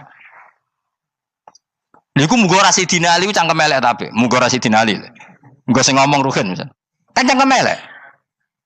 Karena orang seperti itu ra iso mbok terangno api-apian. Di kampunten nggih mengke delok mengke. Lho delok mengke kesuwen li. Kowe nek mati wae SMS aku malah do ndi ngomongnya. Maka jawab Sayyidina Ali, jika yang kamu katakan benar, yang selamat tidak hanya kamu, saya pun selamat karena tidak ada apa? Islam. Tapi jika yang saya katakan benar, maka takhallasna wa ahlakta, saya selamat, kamu rusak. Mulane cara kula wong Islam kudu yakin mlebu swarga. Senajan to pun rokok sik. Saya berkali-kali bilang, kita pun nuruti khawatir. Sebenarnya sholat kita potensi gak diterima Allah karena ada ikhlas. Puasa kita juga gitu. Tapi masalahnya kubu sebelah darani siapapun mati itu masuk swarga. Lan aku kalah iklan iso kalah. Lan aku kampanye paling gampang ngaji swarga, ngaji ra paham yo swarga, go kitab ngalor ngidul yo swarga, modus gaya-gayanan yo swarga. Ngaji mergo mangkel bojo yo swarga. Ngaji nglalekno utang yo swarga. Oh, kubu sebelah wae swarga terus bosok kene sing iman kok. Swarga. Soal akhir ki mlebu neraka tak kandhani wis enteni sik sabar. Pada akhirnya tetap masuk swarga. Pada akhirnya kapan? 10.000 tahun apa ya ora. Ayo ora kepengin orang nglakoni kok. Jadi ini penting ya. Jadi kita harus terbiasa berpikir secara tadi ya. Sarohku sahabat ulama itu nak ngadepi wong fasik iki akhirnya cangkem elek. Mergo kadang penjelasan lebih gampang. Cuma tadi saya ulang lagi, Nabi harus kita selamatkan. Tajane Nabi Ibrahim yang podo parah. Jadi ketika beliau mematahkan semua berhala yang kecil kan kapaknya dikalungkan berhala yang bareng ditakoki. Him siapa yang melakukan itu? Takono sing nggo kapak, ora nggo kapak. Jare ketuane wong kafir, utekem lho him wong karwan berhala bukan nakoki, ora karwan ra iso omong, bukan nakoki. Lah utekem ning ndi karwan ra ngomong mbok sembah. Akhirnya berhubung Nabi Ibrahim darane ngendikan, lah sing nyora aku. Lah yo muga iku ora nabi, iku cangkem elek ta cangkem apik. Muga ora nabi lho. Mergo Nabi Ibrahim diutek-utekno, utekem lho, mu karwan berhala watu kok kon nako. Jare Ibrahim utekem tak kok karwan watu kok mbok sembah. Iso diterangno api-apian. Ngapunten nggih. Ngapunten sanget niki niku. Kesuwen yakin kesuwen. Lah cuma ke mari siko Nabi ku ya iku netok sing cangkemmu elek iku. Tapi ora demi hak, demi hadun. Nah lha iku sing mari elek. Apa logikanya? Saiki musuh dhisik musuh saiki gabung kuwi ku barang-barang donya kok mbok soal. Nyoal barang akhirat itu keren apa? Apa susahe ning donya nggo sujud, apa susahe ning donya nggo ibadah iku keren. Nyoal kok trimo. Dhisik musuhan kok saiki rukun ben donya kok mbok soal ben wis jegeman santriku ngono sini-sini aku. Ciri utama wong apik nyebalakno barang donya, tapi nek akhirat seri. Kayak aku mestine paten soalku wis ngaji jalalan kok gak dadi wali ku maksudku piye? Tak ulang mulai 2005 kok ora alim-alim maksud. Tapi kita wari jawaban tawaduk. Ya tak wari jawaban apa? Karena kita ndak ingin nyaingi guru apalagi melangkai. Ya tak warai ya. Jadi sajane kula saged alim Gus, tapi mboten sae nglangkai guru. Mulane kula nyuwun pangeran tetep bodho. Kersane tetap sopan, tidak ngelangkai. Setuju ya? Jadi soalnya nggak takoki. 2005 loh kan 2005. Berarti seberang tahun? 14 tahun. Tak takoki dadi mubalek yo ora, khotib yo ora. Krungu kabar ruhin wali yo ora. Nuruti kecewa. Tapi setelah ada jawaban tawaduk ya soleh. Memang enggak baik. Murid nyalip guru itu enggak baik. Ya berapa apik ora iso ya ora terus pokoke. Jelas gitu. Terus niki bukti orang soleh itu boleh berteman orang macam-macam. Berarti ini ahlul jannah bercerita dulu punya teman ateis. Jelas gitu. Yang teman itu mengingkari adanya hari kebang. Tapi nyatanya orang soleh ini tetap masuk surga. Artinya apa? Pertemanan di dunia sama orang ateis ini tidak menghalangi dia masuk surga. Tentu ya sebatas pertemanan. Ora konco golek demenan iku ora jenenge konco iku. Maksudnya berteman mungkin satu kantor atau ditakdir tetangga atau ditakdir apa. Tentu tidak ngikuti apa kemaksiatannya, tapi tetap berteman. Karena istilahnya ini kanali korin, saya punya teman sohibun yungkirul ba'sa, saya punya teman yang mengingkari hari kebangkitan, yang teman itu setiap kali ketemu saya mencibir saya, inna kalaminal musad dikin aidza mitna wa kunna turaba wa idzaman inna lamadi madinun. Teman saya itu selalu mencibir masa kita nanti dibangkitkan lagi, padahal kita sudah jadi debu dan jadi tulang belulang. Lalu teman saya ini nasibnya gimana? Bersama Allah dipertontonkan, contohnya teman itu masuk neraka. Intinya apa? Orang soleh ini ketika di dunia punya teman orang tidak soleh, dan itu tidak disalahkan Allah. Tetap dia ahlil jannah, dan temannya karena salah tetap ahlin. Nah, hanya nggak ada cerita terus berhubungi kancamu, kowe mlebu neraka ndak.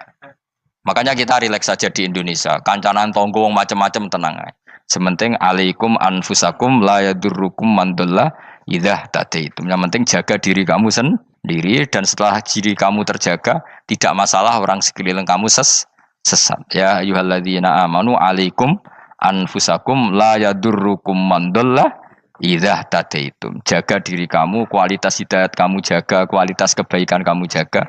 Setelah semuanya terjaga, tidak masalah orang sekeliling kamu sesat. Ya kayak teman ini, dia punya teman ateis tapi dia tetap islami, dia konsisten dalam mempertahankan iman, ternyata dia tetap ahlil jannah, padahal punya teman ateis. Jelas ya, terus niki supaya clear bahwa karena kita di dunia mesti berteman orang macam-macam. Apalagi semenjak saya dari Korea itu melihat orang Islam ingin bikin masjid, padahal bosnya orang ateis, teman kerjanya orang ateis. Tapi mereka nyatanya imannya tidak goyah. Mereka ingin bikin masjid, urunan bikin masjid, padahal temannya apa? Ateis. Dan itu nggak masalah. Nanti kalau itu soleh terus sampai di surga, golek bosku saya gini di. Iku nara ketemu ya ora lega. Jadi manusia itu masuk sini swarga, nak gak ketemu rivale. Jadi sebenarnya, nak rival politik, nggak tahu saya itu, nggak ada ayatnya, nggak ada penjelasannya di Quran ini. Dan tidak perlu menjelaskan barang dunia terang non Quran kemuliaan. Buat kalau terus nang sampai budi. Ka'annahu fa'amal terus budi. Innahum alfau aba'ahum dolin. Innahum saat temne kufar iku alfau padha metuki sapa kufar wajadu. Tegese metuki sapa kufar aba'ahum ing bapak-bapak kufar dipethuki dolina khalik sesat kabeh. Nah, mereka itu menjadi kafir karena punya tradisi bapak-bapaknya ya kafir. Terus setelah bapak-bapaknya kafir, fahum mongko te wong akeh ala asarihim ing atase jejak-jejak bapak-bapake wong akeh yurauna iku anut kabeh. Mereka punya bapak-bapak kafir dan kekafiran itu diikuti oleh mereka. Yas'ajuna tegese padha ngikuti sapa wong akeh latibaihim maring anut ning abaihim. Fa yasrauna mongko gegancangan to sapa wong akeh ilahi maring ittibail aba. Maksudnya gini, kalau tahu senior kita sesat ya jangan ikut. Mereka enggak, bapaknya sesat nyembah batu, nyembah makhluk. Mereka ikut menyembah batu, menyembah makhluk. Harusnya kalau salah kan enggak perlu apa diikuti. Jadi kesalahan itu ya kadang ikuti tradisi. Tapi ya tradisi yang seperti itu, kalau tradisi yang baik ya harus diikuti. Walakodolan teman-teman sesat kau belum sedurunge iki generasi sopo akfarul awalin. Sopo aki-aki wong dhisik. Minal umami sing pira-pira umat almadiyati kang wis kliwat. Walakot arsalan teman-teman ngutus ingsun fi dalam kabeh mungkiri nek wong sing meringatno kabeh. Minar rusul sing pira-pira rusul mukhawifina tur ngekeki peringatan kabeh. Fangzur mongko angen-angen sira kaifa kana hale kaya apa ana apa akibatul mudharin, apa akibate wong sing dikai peringatan ayil kafirin tegese wong kafir kabeh. Ai akibatuhum tegese uta akibate kabeh akhir dari perjalanan mereka wa aladabu siksa. Orang yang tidak iman pasti akhir perjalanannya siksa. Senajan to ning donya mereka ngelola dunia lebih baik ketimbang kita, kehidupan dunianya lebih baik ketimbang kita. Intinya kowe aja sampai kalah donya kalah akhirat. Awas kene. Kalah donya aja sampai sini-sini wong. Sego jalalan jebule kalah donya. Gunane apa nggo konsep jalalan ngalor gitu. Tutulisi jalalan kalah di dunia menang akhirat. Jebule kalah pisan. Innalillahi wa inna ilaihi raji'un. Awas ke sebenarnya swarga sini-sini wong. Illa ibadah wahi kecuali pira-pira kaulan wa al-mukhlasina kang ikhlas kabeh, al-mukminin kang mukmin kabeh. Fa innahu mongko satuna ibadu wa al-mukhlisin utawa al-mukhlasin iku najau. Iku selamat sapa kabeh minal adabi sanging siksa. Li ikhlasihim krana ikhlase wong akeh fil ibadati ing ibadah. Nak kira iki ta apa? Illa ibadah wahi mukhlasin sami nggih. Fathah. Kira iki ta apa? Lame fathah. Illa ibadah wahi mukhlasin iki. Tapi ono sing kira mukhlisin mukhlasin kira iki to. Hah? Ora lho jeng Quran Quran. Mukhlas. Auli anna wa ta saat temne wa ta'ala akhlaso nyelametno sapa mikhlasno sapa ing kabeh lah krana ikilah amal ala qiraati fathil lam ing atase wacanan maca lam. Dadi qiraah itu ada illa ibadah wahil mukhlisin, ada illa ibadah wahil mukhlasin. Jadi memang dua qiraah. Tapi ki anut sing umum ya, aja aneh-aneh. Walaqad nadana nuhun falanikmal mujibun. Walaqad nadana lan teman-teman ndonga nek kita sapa nuhun Nabi Nuh bi kauli iklan dawe Nabi Nuh, Rabbi inni maghlubun fantasir. Rabbi do pengiran ingsun ini sak temen ingsun maghlubun den kalahno, fantasir mongko kula aturi nulungi panjenengan. Falani'mal mujibun, mongko iku banget nikmate sapa al mujibun, sapa zat sing nyembadani lagu maring Nuh nahnu te kita. Aida'ana ala qaumi. Maksudnya Nabi Nuh ketika tertekan oleh kaumnya, kemudian Nabi Nuh berdoa kepada saya. Dan saya kata Allah fala ni'mal muji bundat terbaik yang memberi terkabulnya doa itu fala ni'mal mujibun. Ya Nuh berdoa kepada saya kata Allah dan saya kata Allah adalah zat terbaik yang bisa mengabulkan doa. Itu jenenge apa fala ni'mal mujibun. Eda ana tekse ndonga sapa Nuh nak ing kita ala qaumihi ing atase kaum Nabi Nuh fa ahlaknahum mongko ngrusak ingsun ing kaum Nabi Nuh bil ghoroqi kelawan tenggelam. Jadi kowe nak mangkel mbek wong-wong sing ora iman, iku pilihane iku kowe parek pangeran. Nak parek pangeran nak sing ora iman dikalahno pangeran. Kowe ora usah dadi ekstremis, malah ribet dhewe.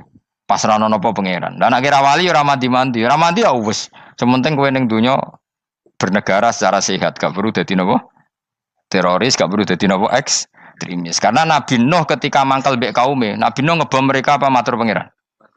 Matur pangeran, kemudian pangeran sendiri yang ngambil napa tindakan. Kowe yo ngono mbek musuh-musuhmu sing hasud mbek kowe. Tapi ya mbah konang pangeran malah bela kono. Lah kadang musuhmu luwih bener timbang kono ya. Timbang kowe. Kono kerja keras sugih. Terus duwarani kowe sekere turu. Terus mbok pasutno jebule pangeran bener. Kok kowe pemalas. Kono bekerja keras. Ya mbah nak ngono. Lan jegeman di musuh wong saleh. Mergo nak maksudno malah balik ning kowe. Di musuh sing ra saleh dadi menang kowe. Nak padha ra saleh ya mbok ra jelas. Fa ahlaknahum mongko ngrusak ingsun hum ing kaum Nabi Nuh bil ghoroqi kelawan apa tenggel. Sing jelas nabi-nabi dulu nak kecewa mbek musuhe iku mature teng pangeran. Mboten kalau perang itu beda loh. Nabi kalau perang dia perang di arena perang di Badar di Uhud. Jadi janjian terus duel. Ora kok musuhe turu terus di sebelah mboten enten ngono. Ya kalau mau perang ya janjian, jadi fair. Mereka nantang Nabi, tentu kan tidak baik kalau kebenaran ditantang kebatilan tidak berat. Terus akhirnya ya duel ini wow. Tidak, yang jelas perang itu tidak sepihak. Makanya bahasa Arabnya takotul, saling perang. Jadi wazan kalau dalam nahwu itu dalam sorof itu qatala itu wazannya musyarakah. Musyarakah itu saling merang, saling nyerang. Jadi nggak boleh sepihak. Makanya janjian oke, mau iduna badrun, kita perjanjian kita ketemu di apa? Badar terus ketemu. Ora kok limbe-limbenan ku mboten, memang tarung. Jadi keren. Sing kalah ya keren, sing menang ya keren. Mergo corong Jawa wani adep.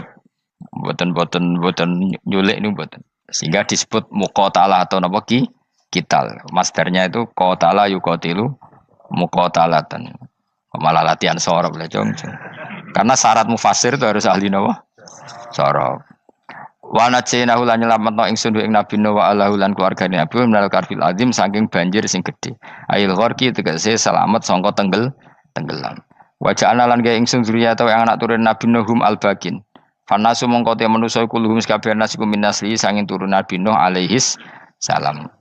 Makanya jenengan yang syukur. Jadi turunan yang sekarang itu sudah steril. Saya ulang lagi. Kamu ini sudah turunan yang steril. Tidak ada bapak yang kafir. Yo kowe kabeh sing ngaji Jalalain iki. Kowe kabeh. Ini mbah-mbah kamu sudah apa?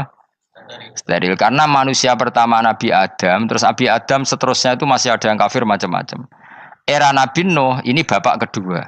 Sing kafir tenggelam kabeh, terus ada orang 80 semuanya mukmin. Makanya kita yang sekarang itu istilahnya Allah zurriyataman hamalna ma'anuh. Kita ini turunan orang yang diangkat di perahunya Nabi Nuh. Makanya manusia pertama dari Nabi Adam, terus itu masih macam-macam. era setelah Nabi Nuh sudah steril, nggak ada lagi yang apa? Kafir. Umpama mbah-mbahmu ana sing kafir meneh, iku ya kafir sing ora asli. Sehingga engkau ya langkai wae. Mesti aja anggap langkai wae. Terus melok mbah sing napa? Sing mukmin. Ya jelas ya, fannasu kulluhum min naslihi alaihis salam. Jadi setelah periode banjir itu semua manusia itu sudah turunan Nabi Nuh dan pas itu sudah steril semuanya apa? Mukmin. Ya orang 80 semuanya orang apa? Nah, setelah itu ada lagi yang kafir. Lah aku ora roh iku sing dadi mbahmu ta ora roh. Ya ora perlu roh kowe. Mulane ora hafal nasab penting kanggo biasa ben ora roh. Tadi fanasu mongko te manusa kulo mis kabeh nas iku min naslihi saking turunan Nabi Nuh alaihissalam. Bakana lan ana iku lahu kedene sapa salah satu auladin sapa telu pira-pira anak Sam. Pertama Sam wa Abul Arab wa Faris wa Rum wa Ham wa Abu Sudan. Sing Ham Abu Sudan, bapake wong napa? Sudan. Wa Yafas, ana sing maca Yafis. Yafas Abu Turki, bapake wong pundi? Wal Khazar wa Ya'jud wa Ma'jud wa Mahunalika. Mbah kowe minduane sing tira babamu sing Abul Arab ira ngembek sek. Persi kita ya kurang ganteng. Rom kira orang wong Itali. Kayak turun nanti. Ham iku paling Abu Sudan wong ireng-ireng. Paling iku. Wis ben ngono, ben wis. Wa tarakna alaihi fil akhirin. Wa tarakna lan nyisano ingsun apa koina tegese nyisano ingsun ali ngatasin no tak sisano sanaan khali dadi pangaleman hasanan kang apik fil akhirin ing dalam periode-periode sing akhir. Minal anbiya sing pira-pira nabi wal umami lan pira-pira umat ila yaumil kiamat itu maka maring dina kiamat. Nuh jejak-jejak kebaikannya akan saya maklumatkan kebaikannya sampai ila yaumil kiamat. Mulane ra ono barokah kados ngaji, jenengan kudu syukur ngaji. Misalnya Nabi Nuh dititahno Allah akan dipuji ila yaumil kiamat. Yang muji siapa kalau enggak kita-kita ini? Barokahnya ngaji kita tahu kehebatan Nabi Nuh, kita tahu sejarahnya Nabi. Berarti yang muji Nabi Nuh siapa? Ya kita-kita ini yang ngaji. Andai kan tidak ada yang ngaji, orang tahu enggak tentang Nuh? Enggak tahu kan? Makanya banyak wali yang enggak suka doa. Bukan karena anti doa enggak. Katanya saya yang didoakan para yang sudah meninggal. Karena yang sudah meninggal itu sangat mencintai kita. Lan kula itu termasuk ulama sing jarang ndonga. Nggih ndonga tapi juarang banget. Ora koyo kowe men ndonga ora tau mandi. Kula nu jarang ndonga karena dawuh Kanjeng Nabi, siapapun yang menghidup-hidupkan sunnahku otomatis layak mendapat doaku. Dawuh Nabi masyhur, ala khulafai rahmatullah. Siapapun yang mengganti saya berhak dapat rahmatnya Allah. Manhum ya Rasulullah. Siapa itu? Alladzina yuhyuna ma amatahun nas min sunnati, orang yang menghidup-hidupkan sunnahku yang sudah mati. Coba Nabi Nuh sekarang dapat titah dipuji di dunia ila yaumil. Yang muji siapa coba? Kita-kita kan. Karena kita menerangkan sejarah Nabi Nuh bahwa beliau adai ila Allah, beliau konsisten berjuang ila tauhid. Coba kalau tidak ada orang ngaji, siapa yang tahu Nabi Nuh? Man huwa, siapa dia? Kan tidak ada yang peduli. Itu kayak kasus Musaddaq dulu. Katanya Musaddaq kan punya pengaruh 40.000 orang yang ngakui Musaddaq itu Nabi. Ternyata itu keliru, itu hoax. Saya termasuk orang yang menanyai kenapa mereka menabikan Musaddaq. Tak tanya, kenapa kamu percaya Musaddaq Nabi? Memangnya kenapa kalau dia Nabi? Nah, kamu tahu Nabi apa? Nabi itu apa? Tidak tahu. Dia gitu sih. Makanya saya itu menyayangkan ada berita. Sebenarnya yang mereka mengatakan Musaddaq Nabi itu tidak tahu Nabi apa itu tidak tahu. Cuma mereka percaya demokrasi. Kalau dia ngaku Nabi susahnya apa sih? Pikirannya itu. Susahnya apa kalau dia Nabi? Lah kamu tahu Nabi apa? Enggak tahu jadi. Repot kan? Itu kan seperti orang pakai nama Ghazali tapi enggak tahu sakralnya Imam Ghazali. Akhirnya ngefly. Jenenge Abdul Qadir Jilani beling ora karuan. Mergo ya ora roh. Ya kok jenenge Mustofa ini. Orang pilihan tapi ya kelakuane ngene iki ngono. Aduh Ruhin justru wong sing tukang istirahat. Dadi maknane Mas Ruhin wong sing seneng. Maknane turu. Dadi sarohae maknane istirahat. Nganggo sintasin. Sinta yo tukang istirahat bener urip ngene iki. Ya ora apa-apa, donya sepele kan dia istirahat. Jadi makanya kan enggak ada ulama yang enggak dicintai para wali yang sudah meninggal karena tadi siapapun yang menghidupkan sunnahku setelah sunnah itu mati maka dapat doaku.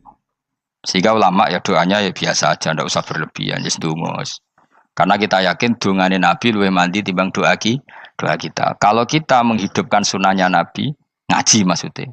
Cuma namun di sunnah Rasul gak tahu ngaji. Sunnah Rasul yo ngaji iku sing karuan. Wis jelas Nabi itu status pokoknya apa? Pengajar apa? Masyhur itu. Bu'istu mu'alliman. Sebagian riwayat pakai innama bu'istu mu'allim. Saya diutus hanya sebagai pengajar. Termasuk melakukan sesuatu yang tidak ideal itu Nabi lakukan demi status mengajar.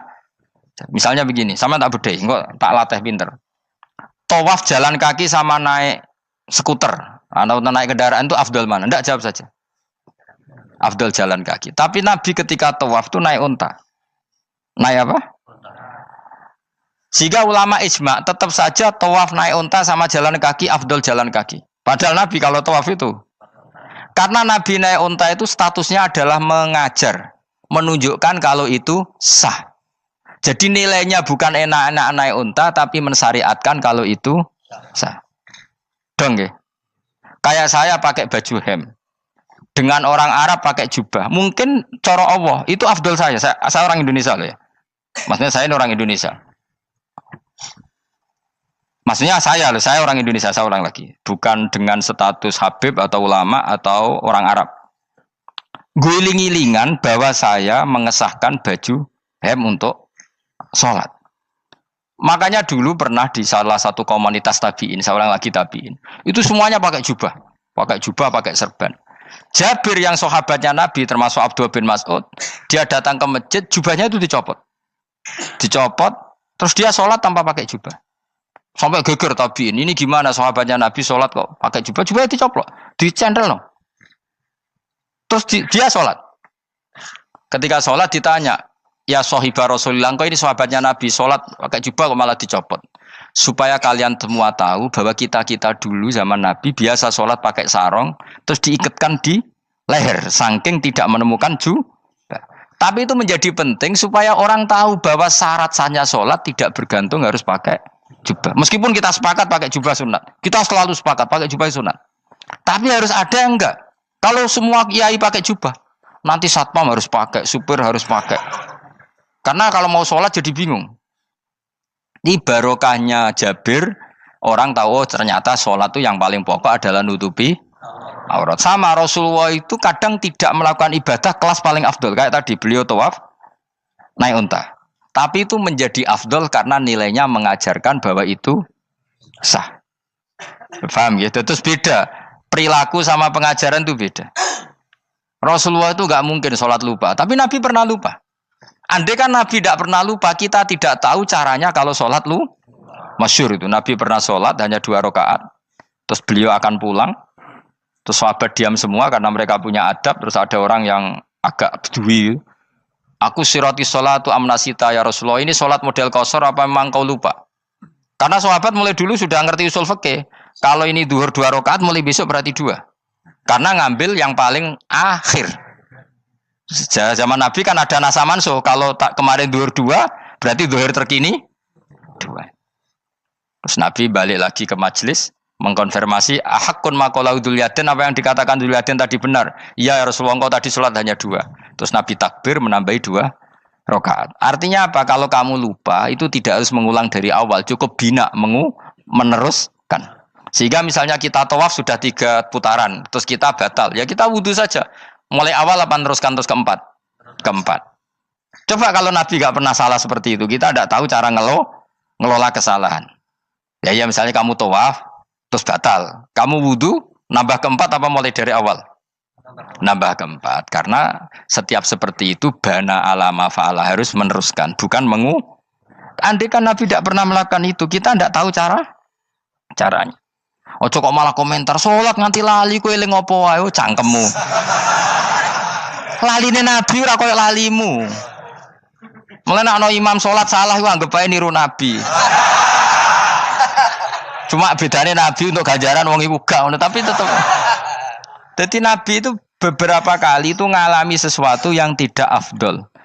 Tujuannya satu, untuk pelajaran. Makanya masyhur itu riwayat makuntu ansa walakin unassali as-sunnah. Saya itu tidak pernah lupa, tapi sama Allah didesain lupa li as-sunnah supaya itu jadi sunnah. Jadi ma kuntu ansa walakin unassa li as-sunnah. Jadi saya tidak pernah lupa, tapi sama Allah didesain lupa supaya jadi sunnah cara ngelola kelupaan. Misalnya sholat 3 apa 4, milih 3. Milih al-aqal. Karena itu satu-satunya cara.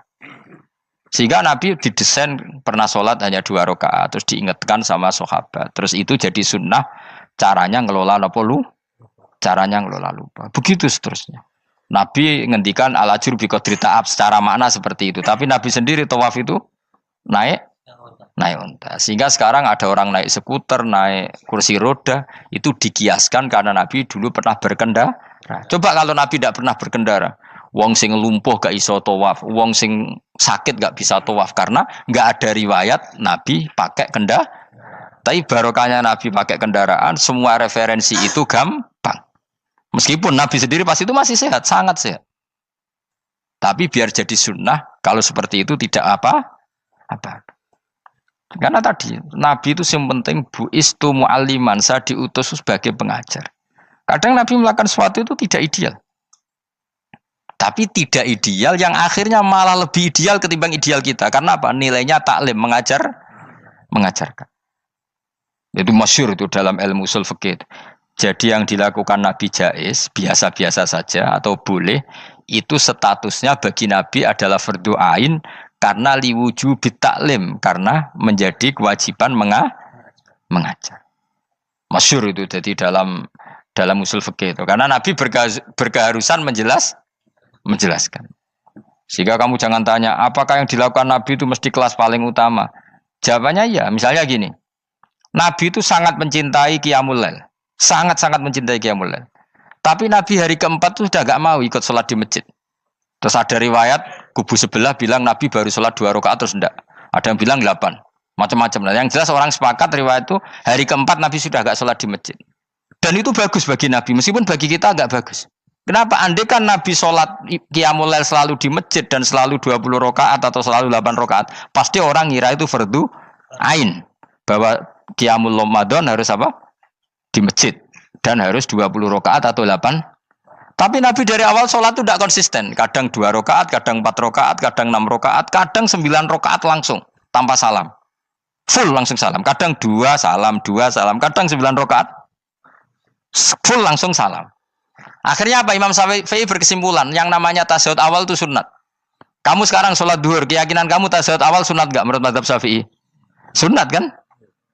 Karena Nabi pernah sholat malam 9 rakaat langsung tanpa tahiyat. Salam 1. Nah karena Nabi tidak konsisten juga beberapa kali meninggalkan itu, umatnya tahu kalau tarawih itu sunnah. Sehingga bakul mie ya tetap adol mie, yang tatpam tetap jaga. Dan orang tidak akan mencibir itu karena memang ada yang pulang tarawih, ada yang enggak, dan itu kebanyakan. Ya barokah Nabi tadi. Loh saya betul, saya itu tidak sombong. Saya itu punya pondok, punya santri banyak. Sampai sekarang saya kadang ya tidak tarawih, ya ora delik biasa. Supaya orang tahu kalau itu mah enggak wajib. Tapi berhubung saya wis nama wis kadung apik, ngono ku ya ora dadi jatuhku, aman. Tapi sebenarnya hatiku yo nangis, kangen kula mbek pangeran. Lu Nabi sangat kangen mbek pangeran, tapi kalau melakukan ibadah secara terbuka semua pasti dikira itu wajib dan itu memberatkan umatnya. Nah, kowe ora usah ngono, kowe ora usah terus niru Nabi, kadang-kadang ra traweh niru Nabi. Kowe bolak-balik wong ora ngarah, anut kowe ora ngarah. Mulane traweh wae, nek kowe bareng traweh wae. Kok GR apa ono sing nyoroti perilakumu ora ngarah. Makanya kenangannya Sayyidah Aisyah itu, kenangannya beliau itu wa in, sama siapa teks hadisnya? Ini ada di Sahih Muslim. Wa in kana Rasulullah la yadaul amal wa yuhibbuhu makhafata ayyufradu alaihim.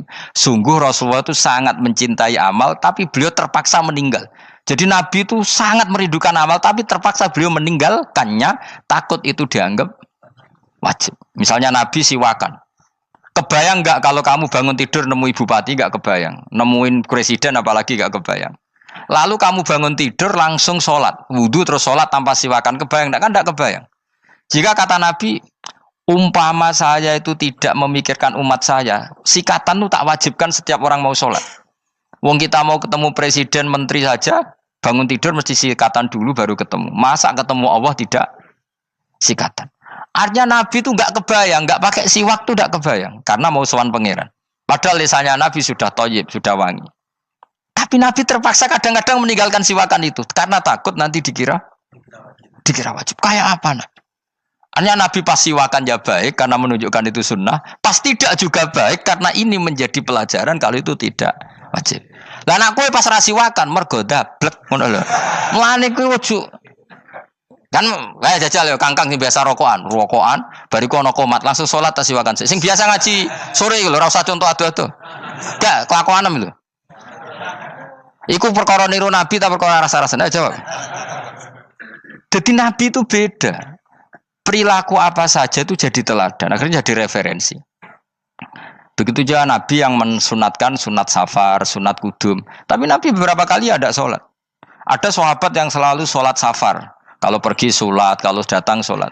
Sampai Nabi ya disalahno. Agama orang ngene iku, Cung. Ojo nemen-nemen. Wala yusyadza hadatina ahadun ila ghulabu. Sing tenanan nyekeli agama, iku kok mesti kalah. Nak kalah terus bosen. Utawa tukang nyalahno wong liya. Coba kamu kalau gak pernah tahajud, wong turu terus Bu Arani Zaid turu, Ruhin turu. Jajal kita tahajud 2 minggu. Oh kebo itu turu. Lha tahajud 2 minggu ngebok-ngebokno wong kan itu. Mulane salehmu bahaya. Mulane aku seneng saleh pas-pasan ini seneng. Sekali over sidik mesti cangkemmu elek. Aku sih yakin lho. Wis rai-rai ini ketara, aku sapal.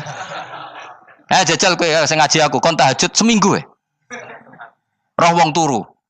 Ngorok pisan. Oh ning donya pisan turu kebo. Padahal lagi rong kayak apa kalau kita tahajud setahun.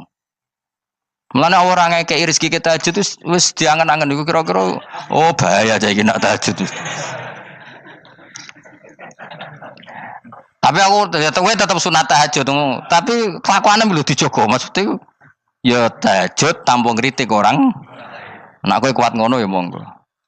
Tenan kira-kira cangkemmu elek satu urip ngene-ngene wis. Ibadah pas-pasan. Wong nggo model hadis Arabi, ya Rasulullah, betul salat itu hanya 5 kali sehari ya. Enggak ada yang lain yang wajib ndak. Demi Allah saya ndak akan menambahi dan ndak akan mengurangi. Pas.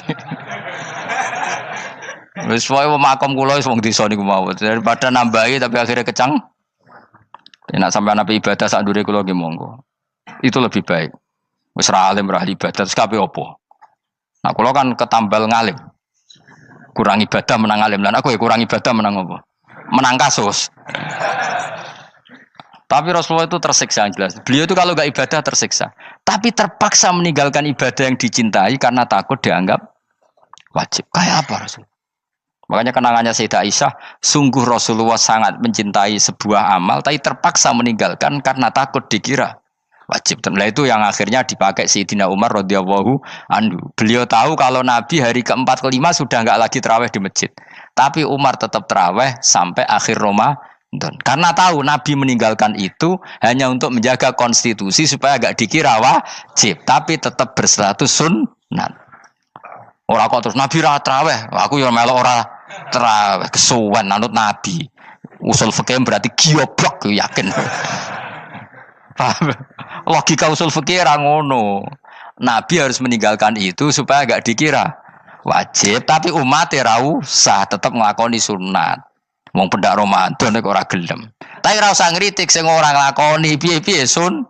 Dadi sing bakul bakso keben sing satpan keben ibadah ora traweh tok, golek rezeki yo ibadah. Nyenengno bos merah dipecat yo ibadah. Wedi bojo isa-isa yo kekalahan iku ora ibadah iku.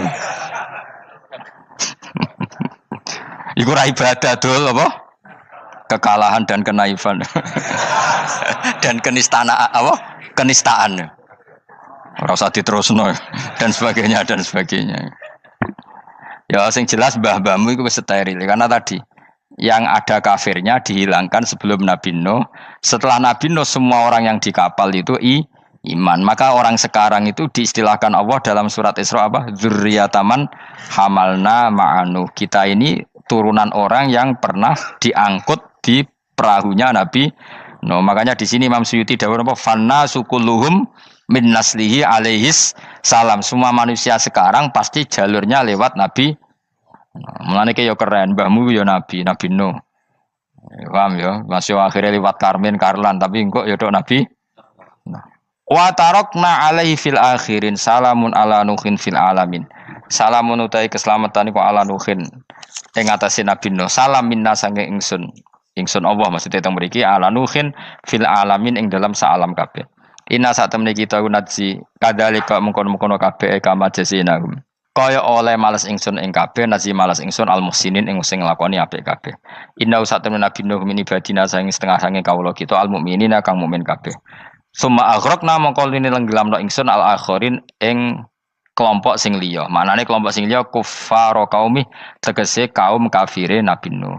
Dadi walhasil Nabi Nuh iku mbah-mbah kita. Mergo kita setelah Nabi Nuh itu orang sebelum itu mati semua, diikhraq, ditenggelam, kan terus yang hidup tinggal orang 80, yang orang 80 ini semuanya mukmin. Maka orang sekarang semuanya turunan orang napa? Mukmin, orang mukmin yang era itu. Kemudian setelah itu mungkin ada yang kafir-kafir lagi. Tapi tetap saja indukan mbah kita iku mukmin. Iki penting ya, gue ngelatih tauhid. Ya napa nggih ngelatih napa? Tauhid. Setan iku kepinginnya wong iku gak berpikir. Sehingga terjadilah teori Tobiyah. Tobiyah itu alam ini wujud dengan dirinya sendiri. Kata dengan sendirinya sendiri itu diulang-ulang. Terus ditambahi rofahiyah. Eling-eling rofahiyah itu urip mapan. Butuh kelon-kelon, butuh mangan-mangan, butuh turu-turu, butuh dugem-dugem. Karena orang ini sudah mendewakan hawa nafsu, sehingga kenyamanannya ya kelon, seks, turu, jagungan, semuanya seperti itu. Nah, ini yang dikritik orang tasawuf. Sebab itu awal kekafiran adalah rofahiyah, hidup poya-poya. Karena dengan poya-poya ini orang tidak pernah berpikir serius, akhirnya tidak menemukan Tuhan. Sampai akhirnya ono paham komunis, ateisme, nihilisme. Saya itu pernah ketemu orang ateisme, tanya saya gini, Pak Bah, saya ini cara berpikir ateis. Saya mau iman, kalau Anda bisa membuktikan Tuhan itu siapa? Lalu buktinya apa kalau ada Tuhan? Terus saya bilang gini, betul Anda ingin iman? Ya, katanya.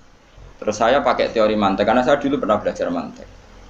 Kelirunya orang Islam, ini rumah Allah, memang ini serius ya ngaji. Memang syaratnya ngaji harus mengenalkan sama Allah.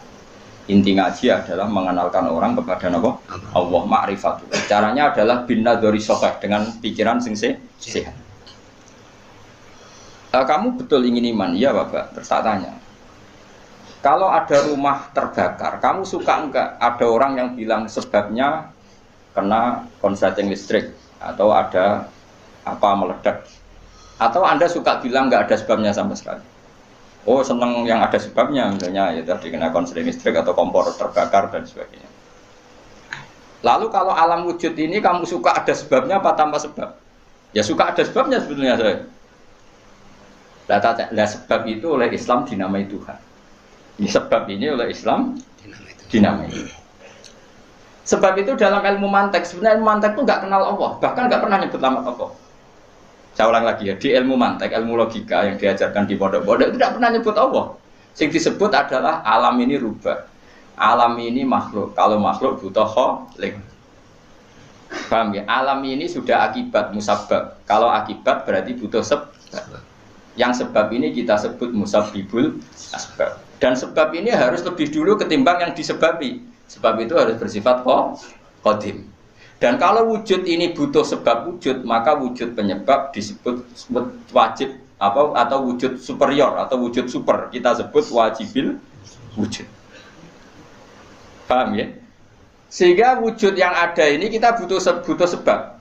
Yaitu harus ada wujud yang superior. Kita nambahi wajibil wujud.